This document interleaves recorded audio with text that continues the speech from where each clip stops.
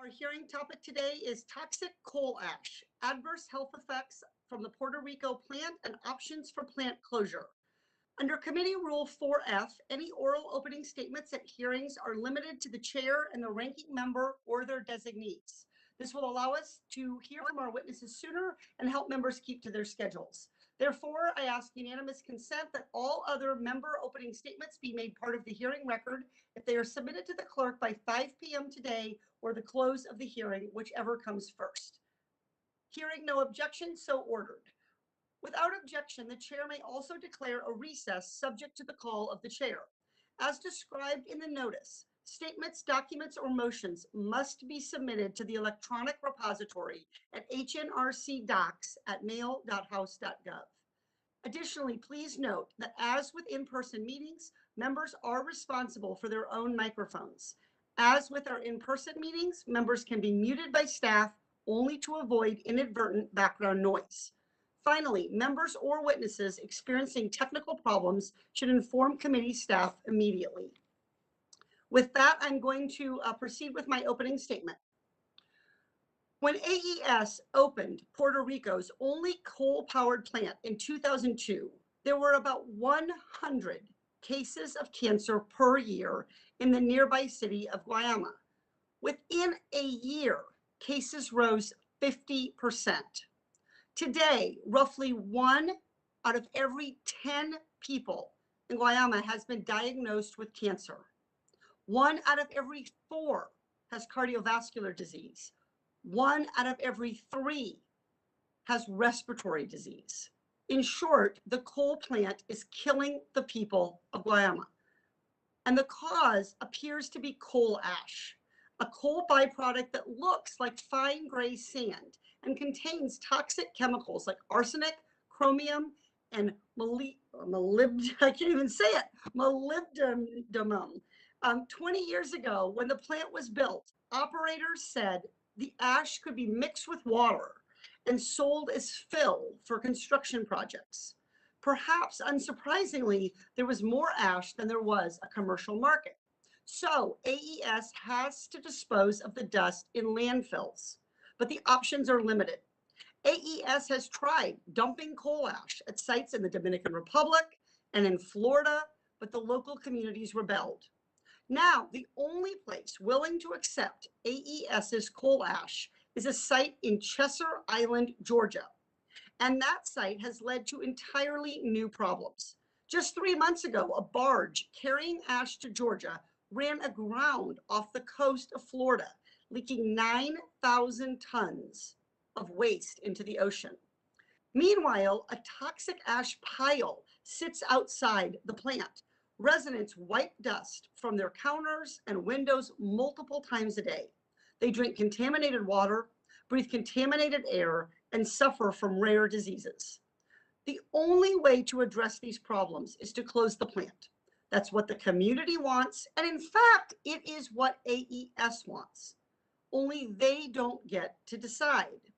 AES runs the plant for LUMA, L-U-M-A, a private company that operates the grid, and PREPA, the public company that owns the grid. PREPA and LUMA can't do anything without approval from both the FOMB and PREB, who are respectively their fiscal and power regulators. PREPA and LUMA say the plant is necessary. They say it's cheap and needed for baseload. But evidence suggests that neither of those assertions is correct. The Department of Energy found that Puerto Rico's potential rooftop solar output is 4 times that of its residential electricity consumption. Using PREPA's own data, independent analysts found that rooftop solar with battery storage could replace the plant's output reliability and at low cost. Even PREPA's own study, heavily weighted in favor of the power company, found they could close this plant right away without any harm to the grid, and of course with tremendous benefit to the people of Puerto Rico. We must close this plant, and we need to do it as quickly as possible. I thank PREPA for being here today to help us understand how we do that. Unfortunately, LUMA refused to attend. They claim to have little input on the future of the plant, even though they are in charge of writing detailed plans for the island's electrical system. And even though those plans will include divestment from several power plants in Puerto Rico. My first goal here today is to understand who was responsible for closing this plant. If in fact LUMA has little input on the future of the plant, then I look forward to hearing from PREPA about options. If PREPA cannot speak to this issue without LUMA's input, then I look forward to hearing from LUMA under subpoena if necessary. The longer we play these games, the more coal ash the plant will produce, and the more the people of Guayama are going to suffer. My second goal in this hearing is to tell the stories of the people, to help bring attention to a clear case of environmental injustice. We are talking today about coal ash because this subcommittee is responsible for oversight related to Puerto Rico. But there are dozens, if not hundreds, of places just like Guayama all over the United States, places where polluters turn a blind eye to the suffering they are causing in local communities and communities of color in particular. So while this hearing is about a particular coal ash plant, I hope it will be a reminder that corporate accountability, government oversight, and clean energy are universal needs. The chair now recognizes the ranking member for any opening statement he wishes to make. Thank you, Chairwoman. After Hurricane Maria, Puerto Rico experienced a historic blackout. It took 11 months for all 1.5 million customers to be reconnected to the power grid. Hurricane Maria is just one of the many natural disasters to strike the island in recent memory. As Puerto Rico works to recover and rebuild, it is crucial for the island to maintain reliable, baseload, affordable electricity. The AES coal plant is one of Puerto Rico's most reliable sources of energy.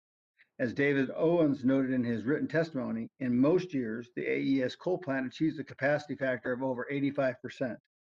Additionally, it provides the most affordable source of energy on the island. Yet the majority has convened this hearing to discuss prematurely closing this plant, which plays a crucial role in keeping the lights on in Puerto Rico. Now, while some may advocate for the coal plant's immediate closure, it's not just that simple. I think we can all agree that we want Puerto Rico to have reliable and affordable energy. Right now, that is achieved by using an all-the-above energy approach, with fossil fuels providing the most dependable baseload energy. Immediately closing the coal plant would jeopardize the stability of Puerto Rico's grid and increase the cost for all the island's inhabitants and citizens. That's why Puerto Rico's government has already determined transitioning away from coal-generated electricity on the island by the beginning of 2028, rather than an immediate shutdown. We received no indication that the AES plans to deviate from that law or ignore the deadline. Further, the Puerto Rican government relies on the operation of the AES coal plant, which created its integrated resource plan, which guides the island's energy transition to meet its renewable energy goals. For this plan to be successful, meaning electricity remains affordable and reliable, sudden unexpected changes to the baseload energy supply cannot occur. The early closure of the AES plant would create instability, which would hamper the island's ability to continue its recovery efforts. It goes without saying that reliable energy is a prerequisite for businesses to thrive, which is needed to rebuild Puerto Rico's economy. The reality is today, renewable energy does not have the ability to provide comparable levels of energy, baseload power, compared to the AES plant. Even as Puerto Rico phases out coal generation energy, it will still have to rely heavily on other fossil fuels like natural gas. According to the U.S. Energy Information Administration, renewables only generated 2.5% of the island's electricity for the fiscal year 2020. In comparison, petroleum plants generated almost half of the electricity, natural gas generated 29% of the electricity, and coal generated 19% of the electricity. More advancements need to be made for renewable energy to be a viable provider of more of the island's electricity. As Puerto Rico searches for other dependable sources of baseload energy, there are other examples of clean energy that provide a reliable substitute for reliably coal produced. One such example is modular nuclear energy. Modular nuclear energy is capable of providing carbon-free baseload power with a capacity factor in the mid to high 90% range. That stability is what makes the grid secure and capable of hosting other intermittent power supplies. Another factor for consideration of any premature closure of the AES plant is the legal constraints. AES has a contract with PREPA through the end of 2027. Prematurely terminating the contract would require PREPA to compensate AES, a cost which would be passed on to the citizens of Puerto Rico. Puerto Ricans could not only face the increased cost of energy, but also essentially foot the bill. In regards to the issue of fly ash, I would like to submit for the record an article from the Green Building Law highlighting Marin County, California's efforts at mandating low carbon concrete. Submit this for the record. You're on mute. So without objection, so ordered. Yeah, highlighting Marin County, California's effort at mandating low carbon concrete. This article highlights the importance of beneficial use of fly ash to decarbonize our cement process. Somehow, fly ash concrete is good enough for Marin County in California to mandate, but the beneficial use for rebuilding Puerto Rico isn't. Finally, as I close, for Puerto Rico to recover, it needs reliable energy right now. AES plays a key role in meeting that need. As the AES plant continues to provide energy, it should ensure it is complying with all federal and local regulations. In a statement submitted for the record, AES expressed the seriousness in which it approached meeting those safety standards. I hope AES meets the standards set by the U.S. government in Puerto Rico so that it can continue to provide a crucial source of energy in a safe manner. Despite the majority's disdain for fossil fuels, Puerto Rico illustrates the critical role they play in ensuring people have access to reliable, affordable, and inexpensive energy. It is irresponsible to advocate for a position that would undermine the island's access to dependable electricity, especially as they work to recover and rebuild their economy. With that, I yield back. Thank you very much. Now I will introduce our witnesses. Mr. Alberto Colon is a member of the group Comunidad Guayamesa Unida por tu Salud, or Guayama Community United for Health in Puerto Rico. Mr. David Owens is the Vice Chairman of the Board for the Directors of the Puerto Rico Electric Power Authority, or PREPA. Dr. Gerson Jimenez is a Doctor of Internal Medicine in Guayama, Puerto Rico. And Mr. Alex Epstein, founder and president of the Center for Industrial Progress. And Ms. Ruth Santiago is a community and environmental attorney from Salinas, Puerto Rico. Let me remind the witnesses that under our committee rules, they must limit their oral statements to 5 minutes, but their entire statement will appear in the hearing record. When you begin, the timer will begin and it will turn orange when you have 1 minute remaining. I recommend that members and witnesses use stage view so that they may pin the timer to their screen. After your testimony is complete, please remember to mute yourself to avoid any inadvertent background noise. I will allow the entire panel to testify before we move to questioning of the witnesses. The chair notes that some of our witnesses are participating with the assistance of an interpreter. To ensure that members are able to hear from the witnesses, I will allow those witnesses to present their opening statement under the 5-minute rule and will provide the translator 5 minutes so we can hear the translation. This practice is under the chair's right of recognition as described in Committee Rule 4A. I also ask that members addressing these witnesses pause every few sentences to allow the interpreters to translate their questions. The chair now recognizes Mr. Colon to offer his testimony.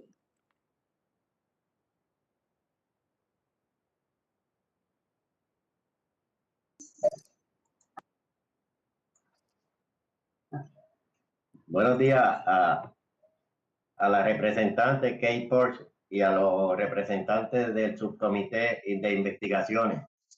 Mi nombre es Alberto Colon, soy residente de la comunidad Miramar de Guayama, Puerto Rico. Es una de las comunidades más afectadas y cercanas a la planta de generación a base de la quema de carbón. He vivido en esta comunidad por más de 20 años y he visto cómo el deterioro de la salud de mis vecinos y familiares por la exposición a altos niveles de metales pesados que se encuentran en las cenizas de carbón. Tenemos esta contaminación por 3 vías: aire, tierra y agua. Aire, porque aquí en Puerto Rico los vientos soplan del este-noreste y la planta queda al este de la comunidad, por lo que los vientos soplan todo el particulado de ceniza a nuestra comunidad y comunidades aledañas e incluso a pueblos cercanos. Good morning, Chairman Porter and members of the committee. My name is Alberto Colon, and I live in the Miramar community in Guayama, Puerto Rico. Miramar is one of the closest communities to the AES coal plant and one of the most impacted by its activity. I have lived in this community for over 20 years, and I have seen my neighbors' and relatives' health deteriorate due to the exposure to heavy metals present in coal ash. This contamination is present in the air, the land, and the water. I mention the air because here in Puerto Rico, winds blow from east to northwest, and the coal plant lies east of us, so the wind blows all these particles into our community, the surrounding communities, and even further into nearby towns.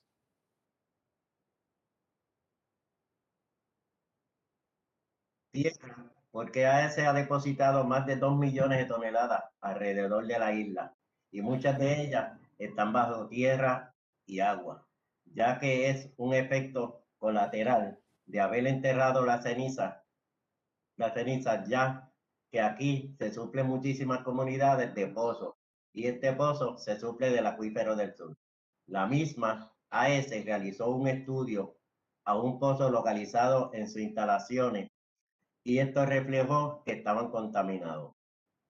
En el 2016 y 2018, la Escuela de Salud Pública, Recinto Universitario de Puerto Rico, realizó un estudio en la comunidad, el cual tenía la intención de saber la incidencia de enfermedades en esta comunidad. Estas enfermedades incluyen cáncer, enfermedades cardíacas y pulmonares, entre otras.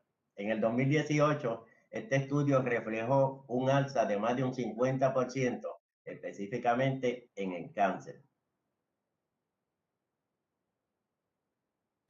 The land is also polluted because AES has left over 2 million tons of ashes around the island under the soil and water, and many communities rely on that water, which comes from the southern aquifer. A study carried out by AES of some of the wells in their facilities concluded they were contaminated.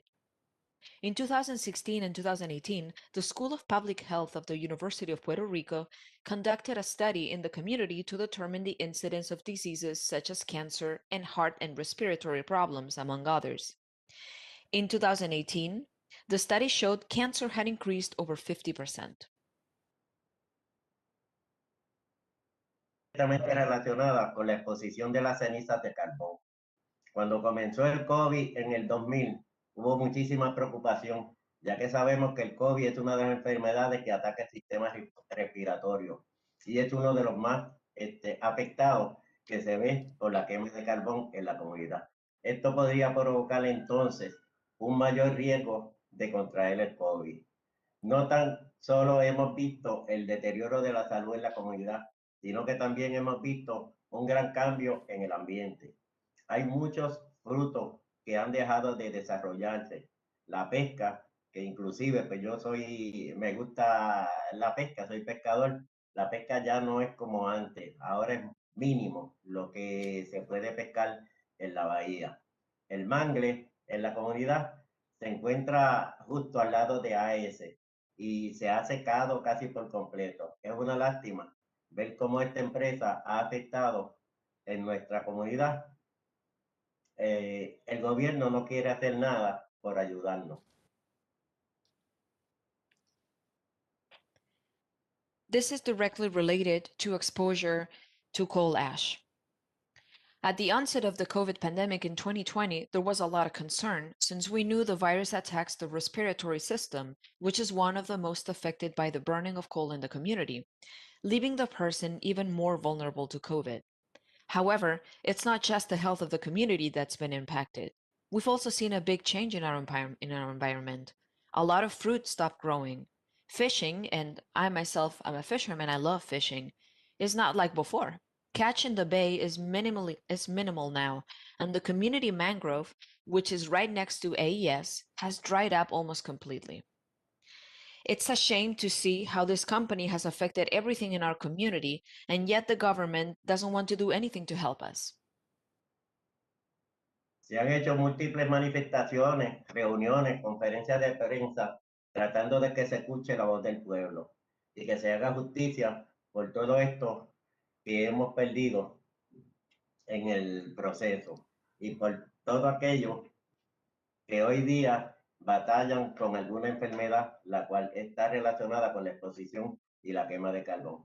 Esperamos que nos escuchen y puedan ayudarnos con esta enorme situación que vivimos en Puerto Rico. There have been several protests, meetings, and press conferences to try and make the voices of the people heard and bring justice to all of those we lost in the process and all of those who are currently fighting a disease brought on by exposure to coal burning. We hope you will hear us and help us with this huge issue we have in Puerto Rico.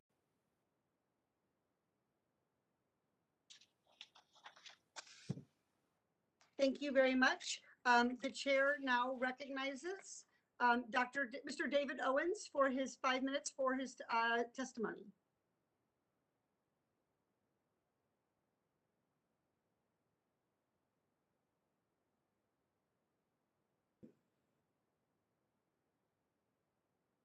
Can you hear me? Mr. Owens, I believe Hello? you're still on mute. Yeah, I'm trying to get off of mute. We can now hear you, Okay. sir. Go ahead. Okay, great. Good morning. And thank you for this opportunity to appear before this committee. My name is David Owens, as was indicated. I'm the vice chair of the Puerto Rican Electric Power Authority. You know, PREPA, we certainly do appreciate the interest in this committee to continue to understand the status of our restoration and transformation of the Puerto Rico electric grid. The focus is to build the electric system back better with a focus on reliability, resilience, clean energy, affordability, and customer centricity. We also sincerely appreciate the committee's interest in PREPA's ongoing efforts to replace the legacy fossil generating plants, including the AES coal-fired plant. Now, under Puerto Rican law, we have to comply with an integrated resource plan, which is produced by the Energy Bureau of Puerto Rico. And that plan contemplates that the AES coal-fired plant will be retired in 2027. That plan also contemplates that we have a very aggressive effort to moving to renewable technologies. Let me give you an example of that. Starting in 2021, we've issued an RFP for the procurement of 1,000 megawatts of renewable energy and 500 megawatts of energy storage. Several weeks ago, we got the responses. Over 70 respondents have expressed an interest in helping us supply renewables. We call that Tranche 1. The goal is by 2025 to have 3,750 megawatts of renewable technologies, as well as 1,500 megawatts of battery backup. And that's very, very important to understand. Now let's talk about what happens with respect to these fulfillment of these tranches. And I indicated today we have 70 interests that are seeking to provide renewable technologies to the island. We will issue a new RFP in August for a second set of renewable technologies. So we're moving aggressively. We're in the process of evaluating at least this first tranche of renewable technologies. And that evaluation will look at the feasibility of whether those projects meet the requirements. It will look to some significant degree whether there's technical feasibility to integrate those technologies. And it will look at the viability of those financial developers to see if they in fact can build those facilities. Let's assume that all of that takes place very rapidly. Then the soonest time that we can see that new renewables will be put on the island would be 24 months. So if we look at today, that's basically saying at the beginning of the end of 2023 or the beginning of 2024. That would be 1,000 megawatts of renewable technologies and 500 megawatts of battery backup. I said there's a second tranche. There's actually 6 tranches.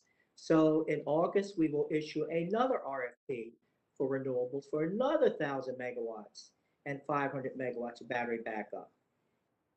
That second tranche, similarly, even on an expedited basis, will probably take 2 years to construct. So what's my point? My point is that renewable technologies will not be able to be integrated into the grid for at least 2 years. And even those technologies in the first tranche are not sufficient to replace the baseload plan that baseload energy that AES is providing.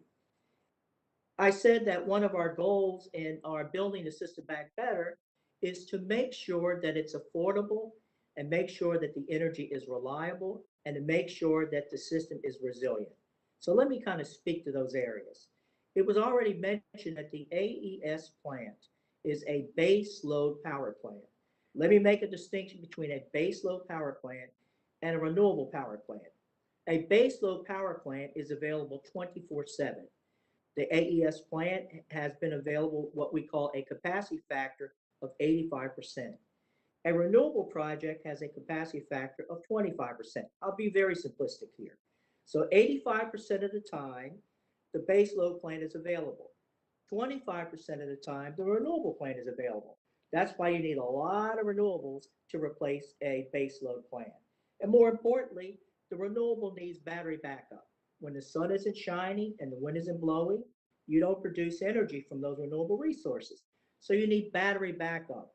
The battery backup is for 4 hours, not 24 hours. And so obviously it suggests if we're interested in keeping the lights on, if we're interested in having resiliency if we have bad weather events, it's very, very important that we have base load capacity. Or let me say it differently. It's very important if we're moving to renewables, we have sufficient renewables to accommodate all these weather changes and energy storage to accommodate when a renewable project isn't available, that the energy storage, which is backup, is available. So that's really the fundamental point that we're dealing with here. Can you accelerate the development of renewable technologies? We're finding that out as we're looking at these RFPs that have come in. Can we accelerate it? In the best interest, and I've been actively involved in renewable technologies. I'm a renewable advocate for many years, and it takes about 2 years in order to complete those projects. The other thing is your electricity grid needs to be able to accommodate it. So you need to modernize your electricity grid to integrate these technologies. LUMA is rebuilding our grid, is seeking to modernize the grid so it can accommodate these renewable technologies. That's not going to happen overnight. Mr. Owens, your time has expired for testimony. So Okay, if you have a final sentence, I'll allow you to finish. But yes, I do. We're moving aggressively in our program to improve reliability, resiliency, clean energy, and customer centricity. I look forward to your questions. Thank you. Thank you so much. The chair now recognizes Dr. Jimenez for 5 minutes to testify.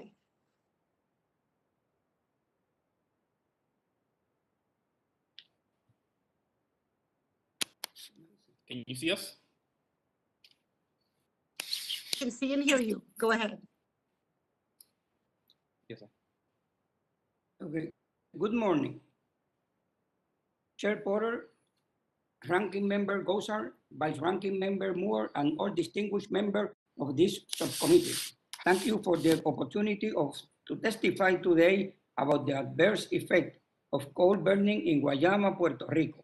My name is Gerson Jimenez Castañón, and I am a physician specialized in internal medicine and have been here for the past 45 years. Today, I come before you in the support of the potential closure of the AES Corporation coal plant in Guayama, Puerto Rico. From 2002 to present day, the AES Corporation Applied Energy System coal plant burns coal in Guayama to produce electricity. This plant is in an area very close to several neighboring communities and a few miles away from the city of Guayama. We know that the ashes, a result of burning of coal, contain metals and radioactive isotopes, which are well known to negatively affect all living beings, plants, and animals. Some of those toxic products are arsenic, mercury, lead, selenium, boron, cadmium, and cobalt.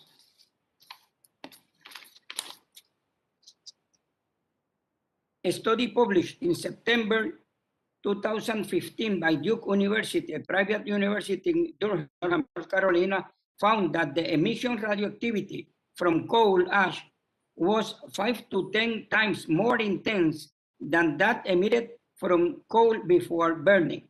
Medical doctors have long known that exposure to radiation can induce formation of various types of cancer and congenital deformities.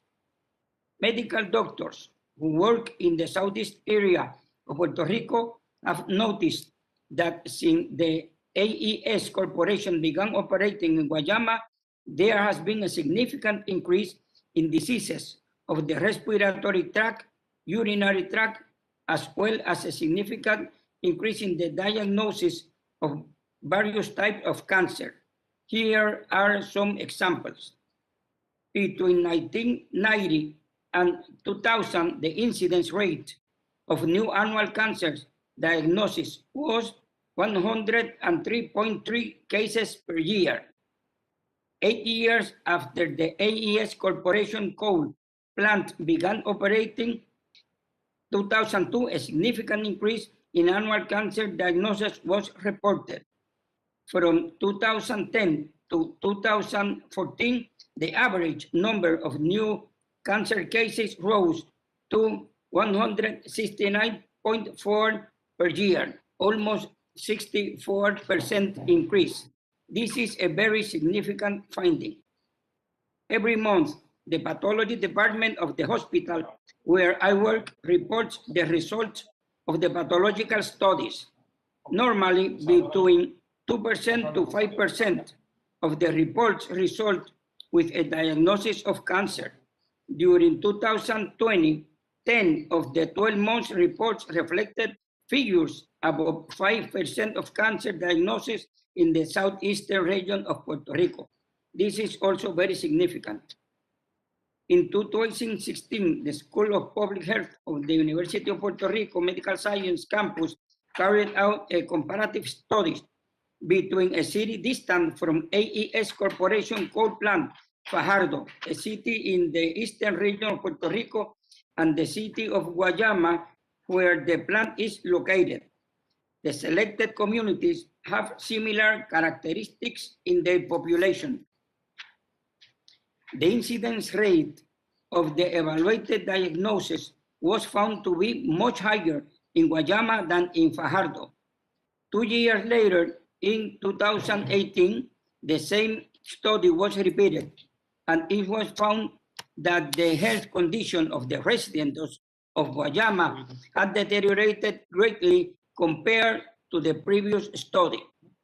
I have sent a copy of these cited studies to you. The results of the studies reviewed here make me think that there is a relationship between the contamination caused by AES Corporation and the deterioration in the health of the residents of Guayama and adjacent towns. I have participated in several public hearings in municipal legislature as well as the Legislative Assembly of Puerto Rico. I have requested the government conduct additional studies of the adverse effect of contamination caused by the AES Corporation coal plant on Puerto Rico's southeastern residents. Thank you for your time and your consideration on an issue that is crucial for the health and well-being not only in my patients, but all the residents in Guayama, Puerto Rico. I will gladly answer any question you may have. Thank you very much. The chair now recognizes Mr. Epstein to testify. Thank you for the honor of testifying before this committee. What I say today will shock many of you. My views on energy are indeed unconventional, but I hope you hear me out with an open mind, since we share the same goal, which is a flourishing and prosperous Puerto Rico. I want to make the case that the one thing that will most help the people of Puerto Rico lift themselves out of crushing poverty is the thing many of you believe should be eliminated, and that's low-cost, reliable, fossil fuel energy. For just a brief moment, I'd like to ask all of you to close your eyes.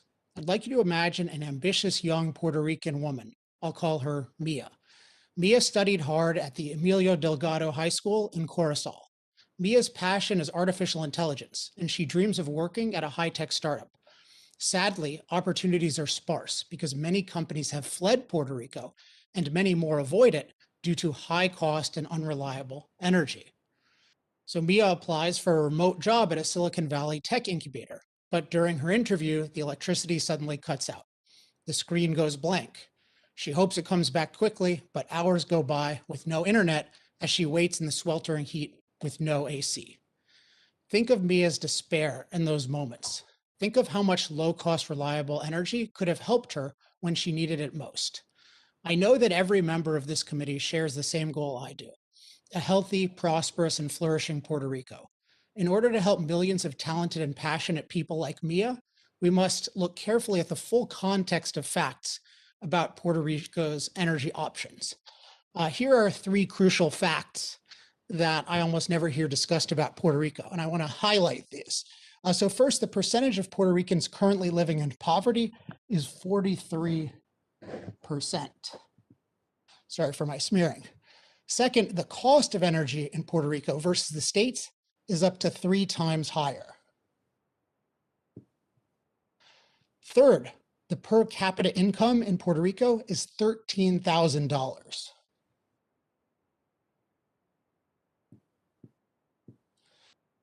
Honorable members, does it strike you as fair that someone earning $13,000 per year should be paying 3 times what you and I pay for the energy that powers our homes? I don't think that's fair. And I think you don't think it either. So what's the solution? Well, while we're told that solar and wind can provide low-cost, reliable energy, nothing could be further from the truth. Because solar and wind are unreliable, they don't replace reliable power plants, they add to the cost of reliable power plants. The more wind and solar that grids use, the higher their electricity prices. German households have seen prices double in 20 years due to wasteful, unreliable solar and wind infrastructure. Their electricity prices are 3 times ours, which are already too high due to solar and wind.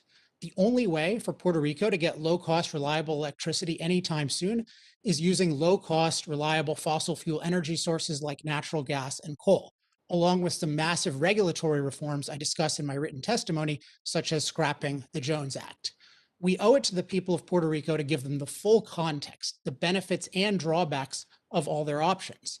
This includes recognizing any real coal ash problems, but also recognizing that there are many solutions to coal ash used around the world that don't require shutting down power plants.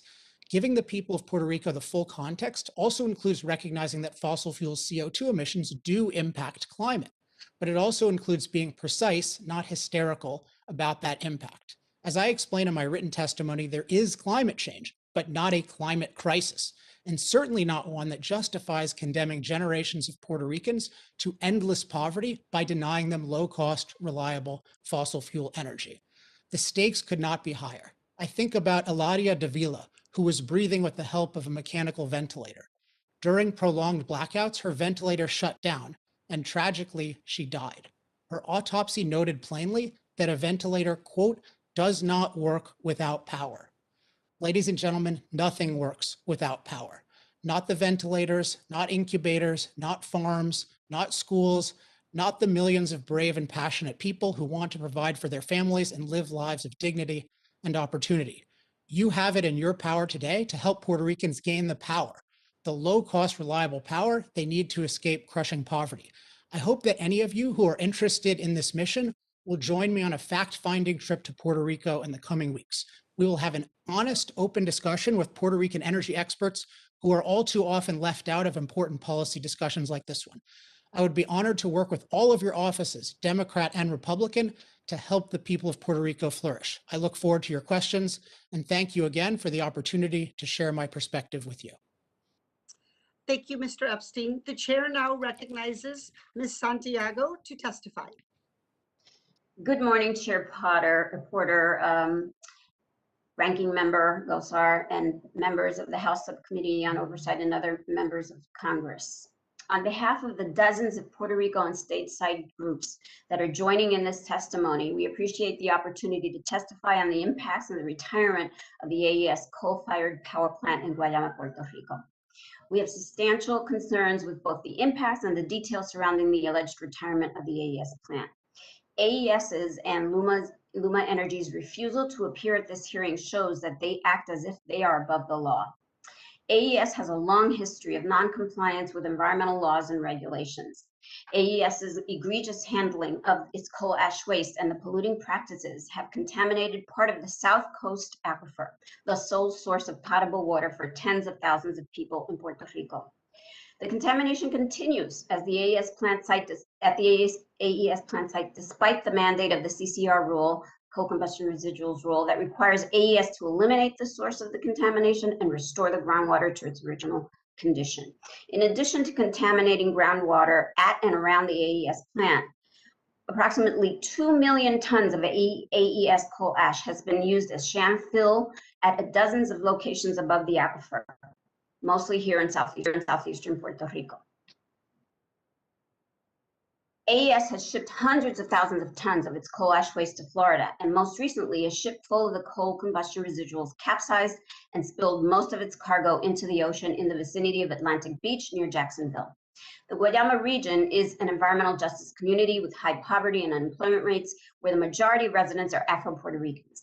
The toxic release inventory shows that the region has the highest contamination levels in Puerto Rico. The region has experienced a sharp decrease in medical services available to this environmental justice community, with the closure of 2 medical facilities and only 1 hospital currently in operation. AES has obtained permits based on fraudulent misrepresentations. AES knowingly submitted false information both as to the its polluted water discharges and the generation capacity of its plant. The AES closure announcement is suspect. Government regulations in different jurisdictions where AES operates require AES to retire 5 gigawatts of coal-fired generation within 8 to 10 years. Experts note that AES's heavy debt burden and question how AES would finance new projects. The recent actions of AES Jenner, which announced an agreement to sell some of its coal-fired plants in Chile, cast further doubts on AES's credibility. AES had previously committed to closing the plants before 2040, but instead is selling the plants to a company that is not part of the decarbonization agreement. AES is attempting to improve its image as a greener company, but Chilean civil society groups underscore the damage to the health of the population and the lack of reparations by AES. We urge the committee to procure the immediate closure of the AES coal-fired power plant in Guayama, prioritizing clean air, water, and soil, as well as the health of the environmental justice communities. We urge the establishment of a just transition plan with rapid deployment by PREPA of on-site or rooftop solar and storage. We ask for removal of the AES coal ash waste mountain and fill, as well as full cleanup of groundwater contaminated by the AES operation and decontamination of all areas impacted by the AES toxic coal ash. AES must assume responsibility for the damage to public health and the environment from its operations. Considering AES's history of fraudulent practices, there should be an immediate suspension of all negotiations of any new contracts with AES, including its affiliated companies. We urge this committee, the federal government, and the Puerto Rican government to require PREPA to invest the FEMA funds allocated for the electric system to procure and deploy rooftop solar and battery systems and energy efficiency programs that will provide life-saving electric service to the residents of Puerto Rico. Multiple studies have shown the viability, reliability, and economic benefits of rooftop solar and storage in Puerto Rico. The We Want Sun proposal, endorsed by the groups joining in this testimony, vigorously promotes the transformation of the Puerto Rico electric system as a public service, including PREPA governance and the technology that empowers citizen participation to achieve resiliency to the more frequent and intense hurricanes brought on by the climate crisis. Because PREPA's transmission and distribution agreement with Luma Energy would perpetuate the operation of the AES coal-fired plant, we request that the committee include it as part of this inquiry. Thank you very much. I thank the panel for their testimony. I ask unanimous consent to allow the following members to ask questions of the witnesses: Mr. Soto, Ms. Tlaib, Mr. Johnson of Tennessee, Ms. Ocasio-Cortez, Mr. Espiat, Mr. Tonko, and Mr. Price. Reminding the members that Committee Rule 3D imposes a 5-minute limit on questions, the chair will now recognize members for any questions they may wish to ask the witnesses. I now recognize the gentlelady from New York, Ms. Ocasio-Cortez, for 5 minutes. Thank you so much, Chairwoman Porter, and thank you to all of our witnesses that are sharing their expert testimony here today. I wanted to just start off before I dive into our questions and really reiterate the disappointment with LUMA deciding not to testify today. And the reasons that they cited for not refusing to testify before this congressional committee are, I believe, don't really hold water. They stated that they won't testify because there are agencies that have to approve their actions. And they named the FOMB, the Fiscal Oversight Management Board, or for those of us on the island who know it, La Junta. Now, Ms. Santiago, is it fair to say that Wall Street has significant interests and influence over influence and lobbying attempts over La Junta? Yes, absolutely. What we're seeing is that the Federal Oversight Management Board actually was behind the hiring of the Luma Energy after huge lobbying by Luma Energy, and it definitely reflects how we've seen so many big corporations wanting to take over the electric system here in Puerto Rico. Thank you. And I apologize if I'm short. I just have to get through quite a few questions. And is it, so we know that Wall Street has significant influence over La Junta, the FOMB, which according to Luma Energy is why they're refusing to testify today. Would it be your assessment that the fossil fuel industry has significant influence, financial and political influence over this arrangement in both Wall Street interests and the politics of some of these decisions? Absolutely, I totally agree with that statement. Thank you. I apologize again, I just have to move on. We've heard a lot about, and I want to clarify as well that Guayama, for folks who don't understand, is an Afro-Boricua community. That would be correct in saying that, right? Absolutely, yes. So there is layers of environmental racism and injustice. You have the environmental racism of the colonial status of the island, which makes it easier to subject to injustice. But then you also have that layered on the racial injustice of poisoning with coal ash, having this poison concentrated in a Black Afro-Boricua community on the island, correct? Yes. Okay. So to Dr. Jimenez, just to put a finer point on it, about 1 in 3 people in Guayama have been diagnosed with a respiratory disease, correct? Does this sound correct to you? Señor Jimenez. Okay. About 1 in every 4 have been diagnosed with cardiovascular disease. Is that correct? That's correct also. And the prevalence of urticaria is 7 times higher in Guayama as well? Yes, 7 times higher than the rest of the island. Okay. Now I want to debunk some of this, some of this, I would say, Chicken Little arguments on how if we would close the coal plants, it would cause catastrophic effects for the energy supply on the island. Now, Ms. Santiago, Mr. Owens' testimony paints a very bleak picture of the electrical system if we close this power plant, except PREPA commissioned a report from Siemens, which is an energy contractor that has actually showed otherwise. To quote the report, I want to read to you the last sentence. And this is the same report that Mr. Owens has referred to in his testimony. It says, in the last sentence, no adverse impacts were identified on the transmission system with the retirement of AES coal. No adverse impacts, no reliability issues, no shortage of megawatts, no vulnerability to hurricanes. Now, Ms. Santiago, in addition to that Siemens study, what other evidence is there that AES can close tomorrow while keeping the lights on and preventing price increases on the island? Right. Okay, so PREPA published a dashboard indicating that its generation capacity is at least 3,361 megawatts, and demand is down in the low 2000s.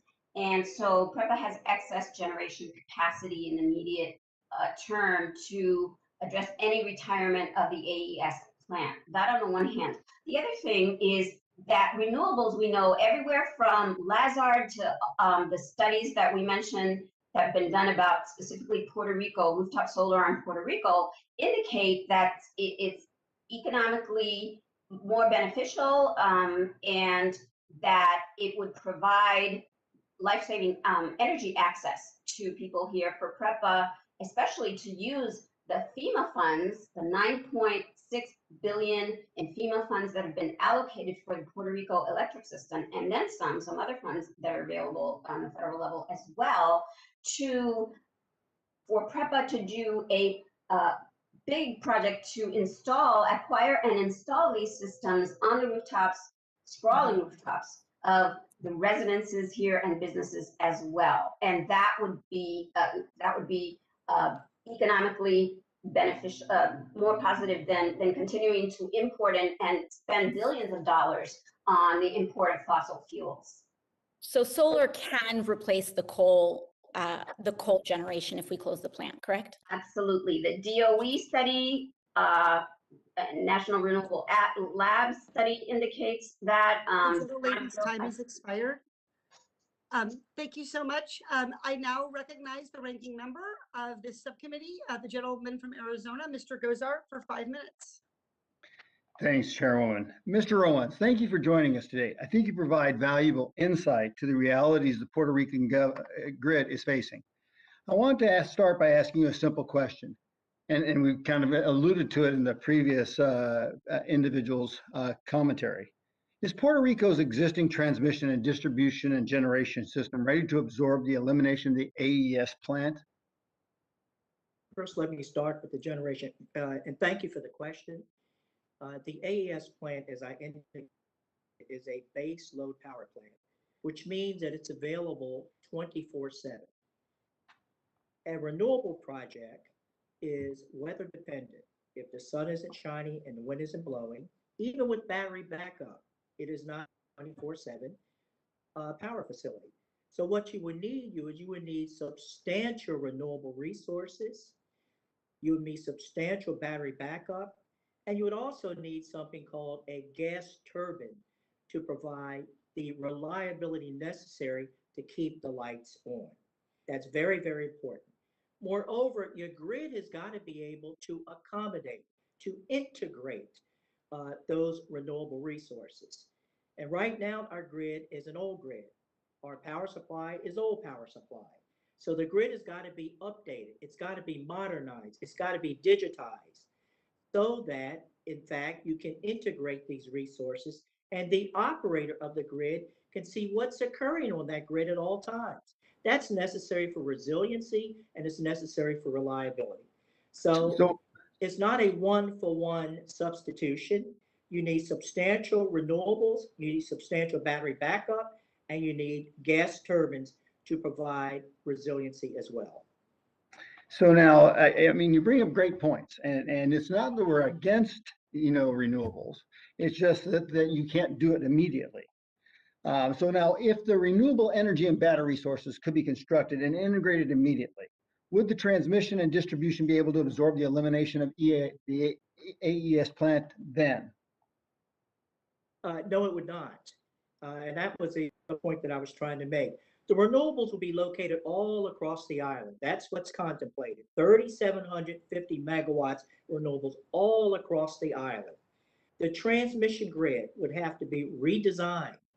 Okay. And one of the goals that we have is to create microgrids, 8 microgrids across the island. That requires major new investment in grid technologies. It requires major new investment in monitors and sensors. So at all times, you know what's happening on that grid so you can protect reliability and resiliency. So no, the current grid could not accommodate it. It requires tremendous new investment. Yeah, thank you. I appreciate it. Now, Mr. Epstein, thank you again for joining us. I look forward to discussing the positive impacts fossil fuels have on our economy and the standard of living. To begin with, can you describe the benefits that affordable, reliable energy has for communities in general? Sure. So energy is the industry that powers every other industry. The lower cost and more reliable energy is, the lower cost and more reliable everything is, and vice versa. And I just want to stress that Puerto Rico's energy situation is terrible. And one of the reasons I want to testify today is nobody is talking about that. They're talking about how do we maintain the status quo? The status quo is terrible in Puerto Rico. It desperately needs more low-cost, reliable energy. And just as one more comment, it doesn't seem like anybody here knows the actual facts. So I just want to stress what percentage right now, I cannot believe, I mean, I'm really disappointed that Representative Ocasio-Cortez talks about shutting down the coal plant tomorrow. I don't know if anyone knows what percentage of renewables the whole island is. So it's 2.5%. I mean, this is so disappointing that we're talking about this so unseriously. So we really need to highlight the value of low cost, reliable energy and really talk about why Puerto Rico needs much more of it. So in your opinion, how will the Biden energy policies impact Puerto Rico? I mean, they're going to make the U.S., the rest of the U.S., Puerto Rico. We're already seeing this. I'm in California.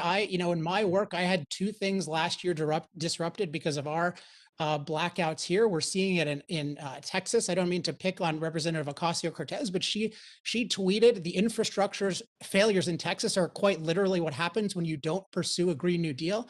No, in fact, plenty of places around the world can deal with hot and cold when they have enough reliable, resilient electricity. Texas defunded reliable, resilient electricity, including winterization, to pay tens of billions of dollars for unreliable solar and wind that don't work when you need them the most. This is really, you want to talk about an existential threat? This energy policy is an existential threat to the U.S. And I mean, unbelievable. I mean, it would make Puerto Rico into truly a consistently third world country.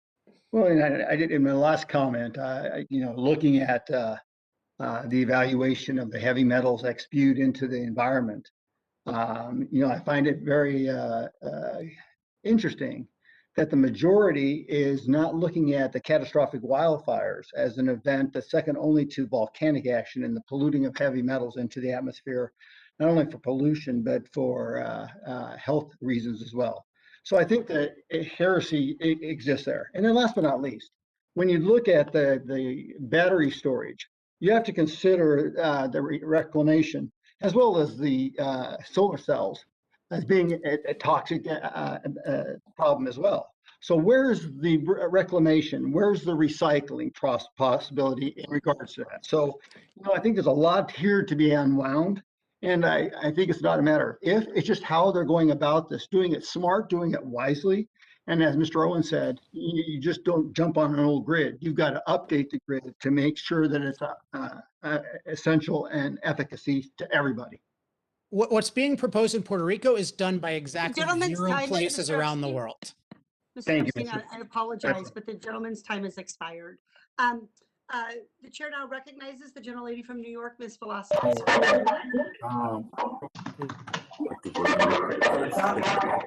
Personas y presidentes retirados. The clock is. If I could ask the chair to please instruct members to mute their. Tice is next, right? Mm-hmm.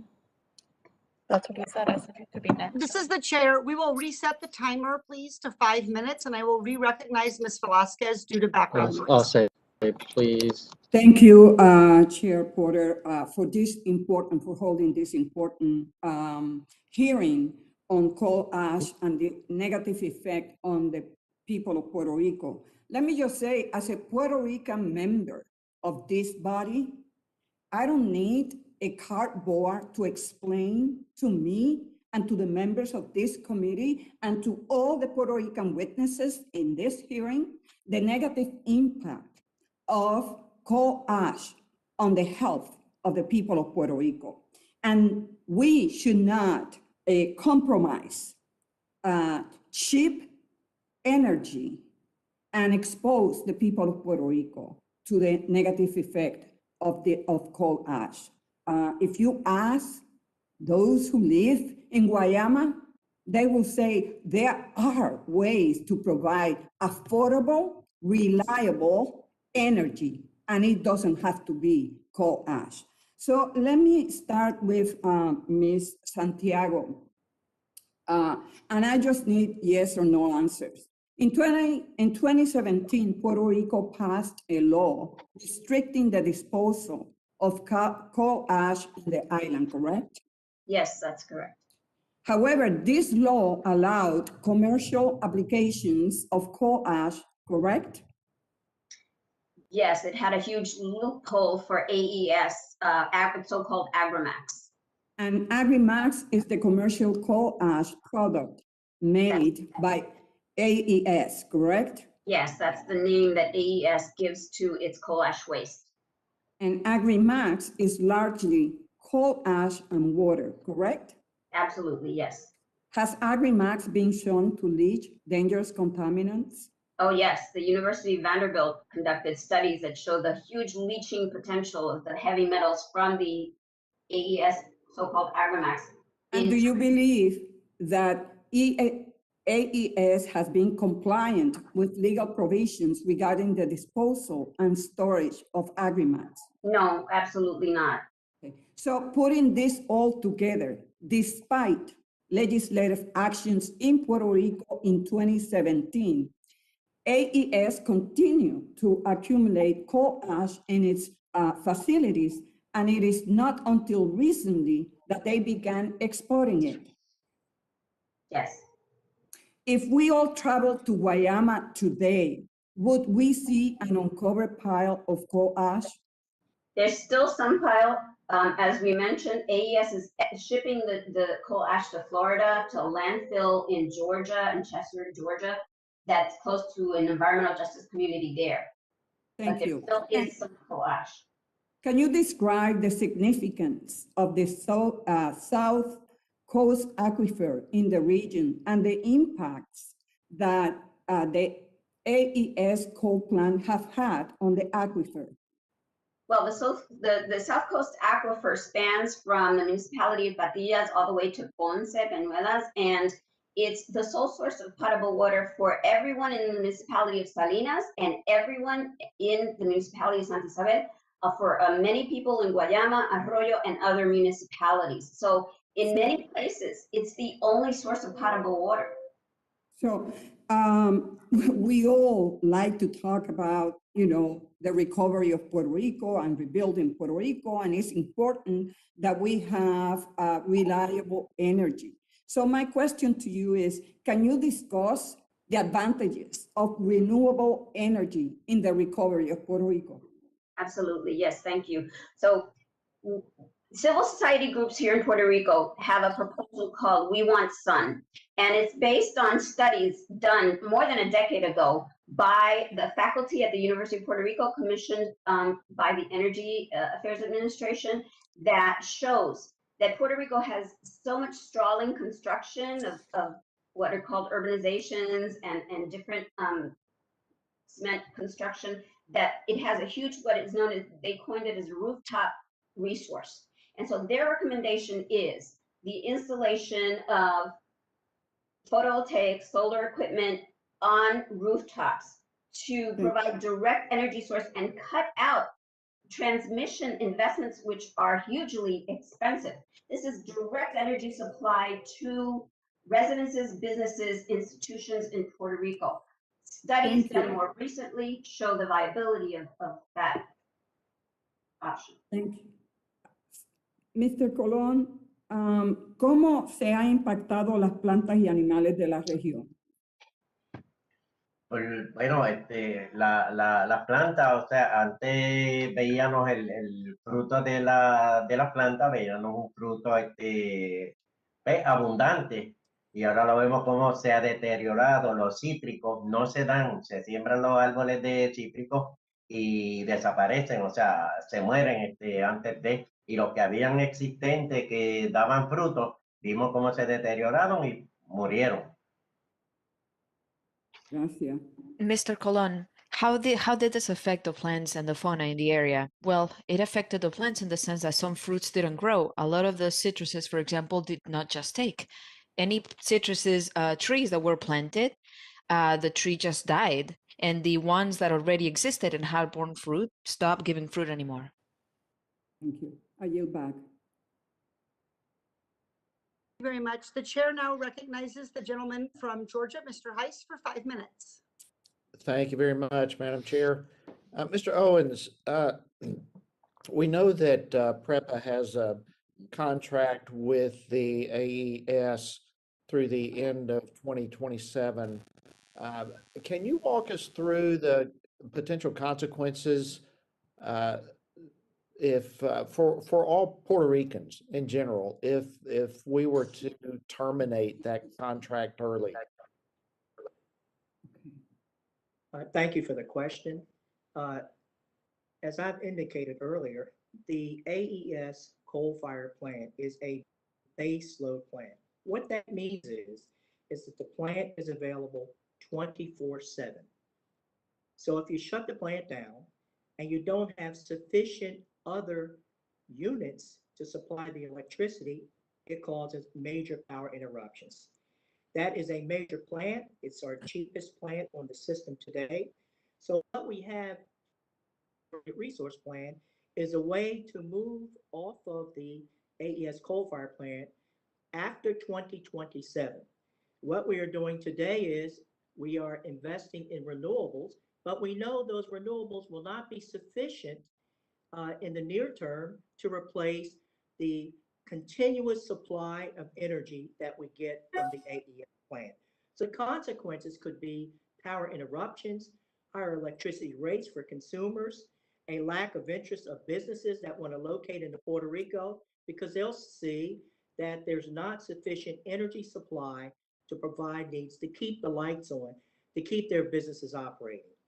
And the integrated resource plan that I spoke to looks at a way of evolving off of the coal-fired plant, moving increasingly into renewables, but at the same time protecting reliability, protecting resiliency, making sure the energy is affordable, and making sure the energy is clean.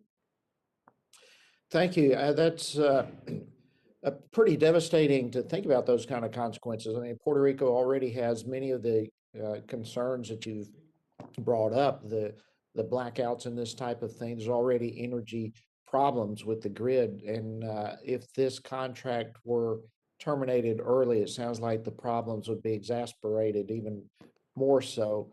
Mr. Epstein, let me go to you. In your testimony, you noted that the most promising step that can be taken to lower emissions long-term is the development of nuclear. Can you explain a little bit further why you believe nuclear energy is more effective and a good alternative energy choice?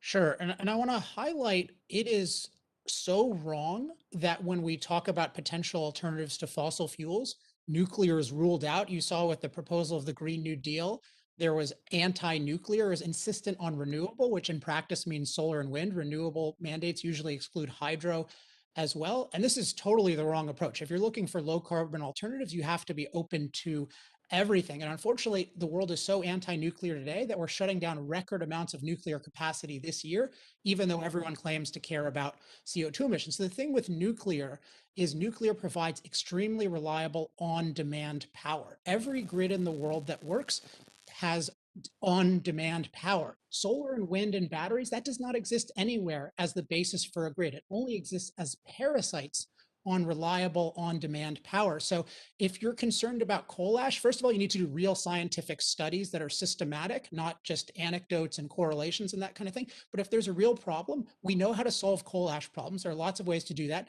And if you don't want to use coal in a given location, use natural gas, use nuclear. But the idea of mandating these unreliable solar and wind that make energy more expensive wherever they're used, and then just manipulating data to ignore that fact, that is just absolutely devastating for Puerto Rico and anywhere else it's applied. And also I'd highlight in my testimony, this is being encouraged around the world by the US. We're telling India to do this, Indonesia to do this, places in Africa to do this, to try to eliminate fossil fuels when that's what they need to make their lives better. I think that's really shameful, and I hope it stops. Thank you. Madam Chair, I have one more question, but I don't see anywhere on here where I am on time. Do I have time for one more question? Mr. Heiss, you have 22 seconds remaining on the timer, and I will, of course, allow the witness to finish answering any question you want to ask. Okay, thank you very much. All right, Mr. Epstein, let me just go further what you were just talking about. You mentioned the need to consider the full context. So as we assess Puerto Rico's energy generation, what are the factors that we should consider to understand the full context of the consequences that would stem from closing the AES coal plant? Well, I mean, in general, we just need to recognize that fossil fuels are the only way for them to get low-cost, reliable energy for the foreseeable future. They need far more of it. And there are very clear, well-documented ways of using fossil fuels in clean and responsible ways. So the fact that there may be a problem with this particular plant, and again, that needs to be scientifically studied so you come with a solution, doesn't mean we should shut it down. It means we should deal with the problems there, but more broadly, get rid of all the bad regulations and limitations that are preventing Puerto Rico from having low-cost, reliable energy and flourishing. Thank you very much, and thank you for helping me out, Madam Chair. With that, I yield back. Thank you very much, Mr. Heiss. The chair now recognizes the gentleman from Tennessee, Mr. Johnson, for 5 minutes. Thank you, Madam Chair, and I hail from the state of Georgia. And I thank you for inviting me to this hearing, and I appreciate the opportunity to speak to the witnesses today. And I'm pleased to contribute to this committee's work, protecting our communities from coal ash and severe air pollution. The United States has made a conscious decision to pollute communities that don't matter, quote, Black, brown, minority, and poor communities. Not only does this subject disadvantaged communities to unsafe environments, it directly contributes to racial health disparities. For example, air pollution is a direct contributor to asthma or worsened asthma symptoms. In 2018, Black Americans were 10 times more likely to contract asthma than their white counterparts.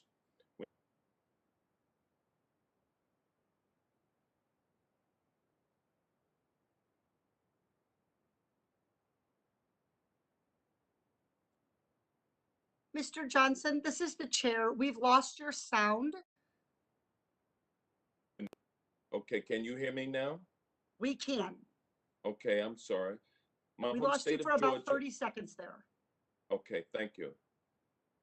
Well, I'll just go into the fact that my home state of Georgia has 11 coal-fired power plants that collectively hold 90 million tons of toxic coal ash. That's enough to fill up 50 Major League Baseball stadiums, according to ProPublica. Dr. Jimenez, you described two different risks that airborne ash poses to anyone exposed. The first is inhaling chemicals like lead, arsenic, and mercury, which are toxic all by themselves. Isn't that correct? Yes, that's correct.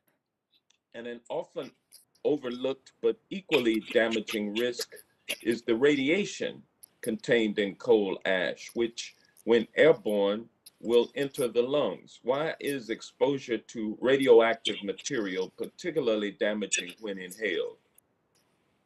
Porque la exposición a estos contaminantes es dañino cuando Dr. Jimenez?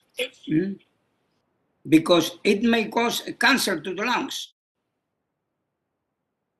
Now, how do the side effects from radiation and all of the other chemicals affect children? Afectan niños.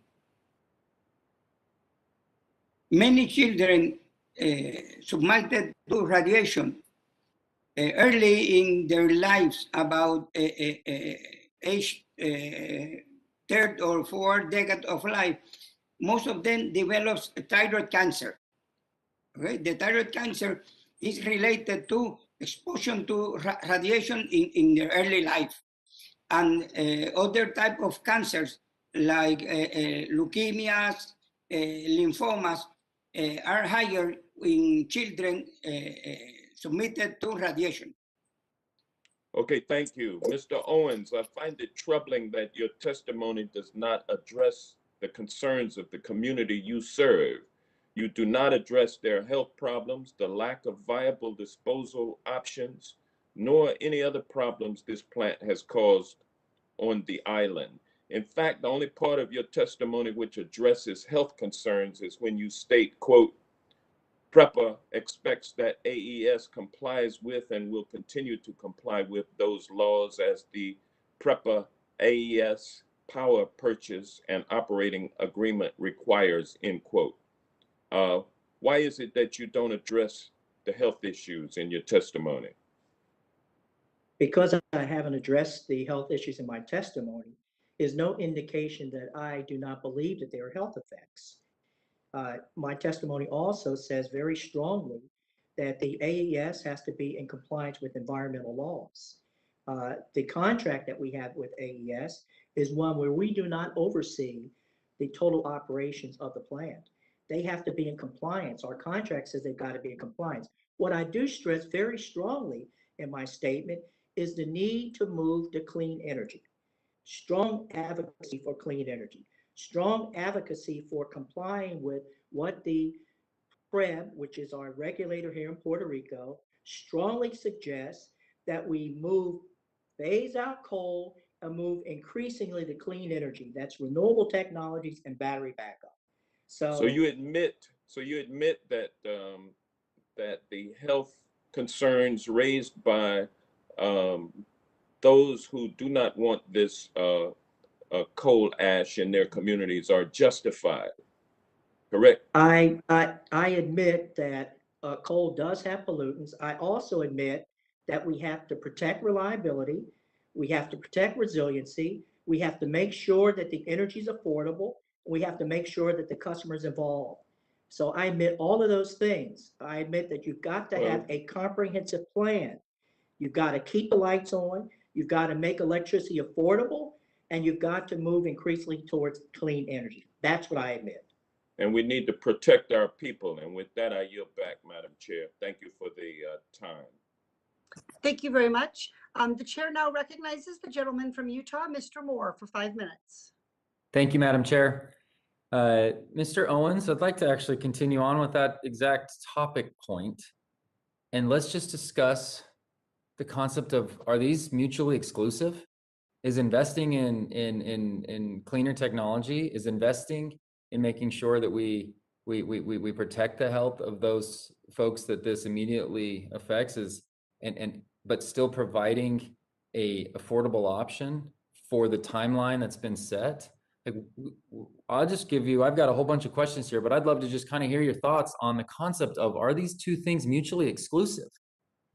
I'll turn You it have over to to you. include, yes, you have, excuse me, Representative, you have to include all of those items. And I indicated, and I strongly believe that you have to balance all of those items. You have to balance reliability, you have to balance resiliency, you have to balance clean energy, and you have to balance affordability. All of those items need to be taken into account. So as an example, if you shut down a major facility that's providing reliable and affordable energy, it has consequences. If you run a facility that's not focused on the environment, it has consequences. So you have to look at all of these factors together as you move to a cleaner, more reliable, more resilient, and more affordable electric system. I appreciate that. I'm involved in that in areas in my own district, in northern Utah, northeastern Utah. There's similar timelines that have been set with some of our coal producing, and the community's engaged, and they're willing to address all this. And if we overly go and mandate all of these different types of, these excessive measures, we're only going to drive up the cost, making it more difficult for these communities to find ways to diversify not only their electric grid, not only their energy capability, but to continue to diversify their economy. And so I appreciate a balanced approach, and that's the voice that I've been trying to communicate to folks with respect to this and my involvement in anything climate environment and energy related, and will continue to do so. So I love that perspective. There, real quick, with respect to some of the hurricanes, Irma and Maria, what are your thoughts about closing the power plant early, given some of the issues that take place there with any potential natural disasters? What the hurricanes indicated very strongly is that we have an outdated grid. They also indicated that we have outdated power supply. So you've got to reinforce the grid. In fact, there's a superb article in the Washington today talking about grid infrastructure and the urgency and the need to invest more in the electric grid. And so that's also one of the key elements of the program that we have at PREPA to modernize our grid. And that's what a lot of the FEMA funding came in, because it acknowledged we need to harden the grid. We need to put better technologies. We need as well, if we're going to move to renewables, we need to be able to integrate those renewables. So a strong, resilient grid is a critical element of moving forward. And with respect to that, anything with relation to energy storage, but what do you see? What do you expect to see developed in what time frame? Energy storage today, centralized energy storage is basically lithium-ion batteries, and traditional energy storage is 4-hour storage. So we need to have improvements in energy storage, but it's not a panacea. Just having a renewable and then having energy storage backup is not in and of itself sufficient. You may also need gas turbines in order to provide that additional resiliency. If you have a major storm and the storm extends for several days, your energy storage may not be available. In fact, it may not even be helpful, because you've got to recharge those batteries. And you have to have a source of electricity to do that. Thank you, Mr. Owens. Mr. Epstein, I'll toss this over to you for just a last question. Any additional thoughts on that concept of, are these mutually exclusive? It's madness in my mind. Like we can embrace these two concepts and approach that. I'll toss it over to you. Does Puerto Rico have affordable and reliable energy today if it's completely on renewable energy? And then anything else with respect to that concept of mutual exclusivity? I mean, for me, I think of it a little bit differently, because I think the world just undervalues low cost, reliable energy. Again, this is fundamental to human flourishing.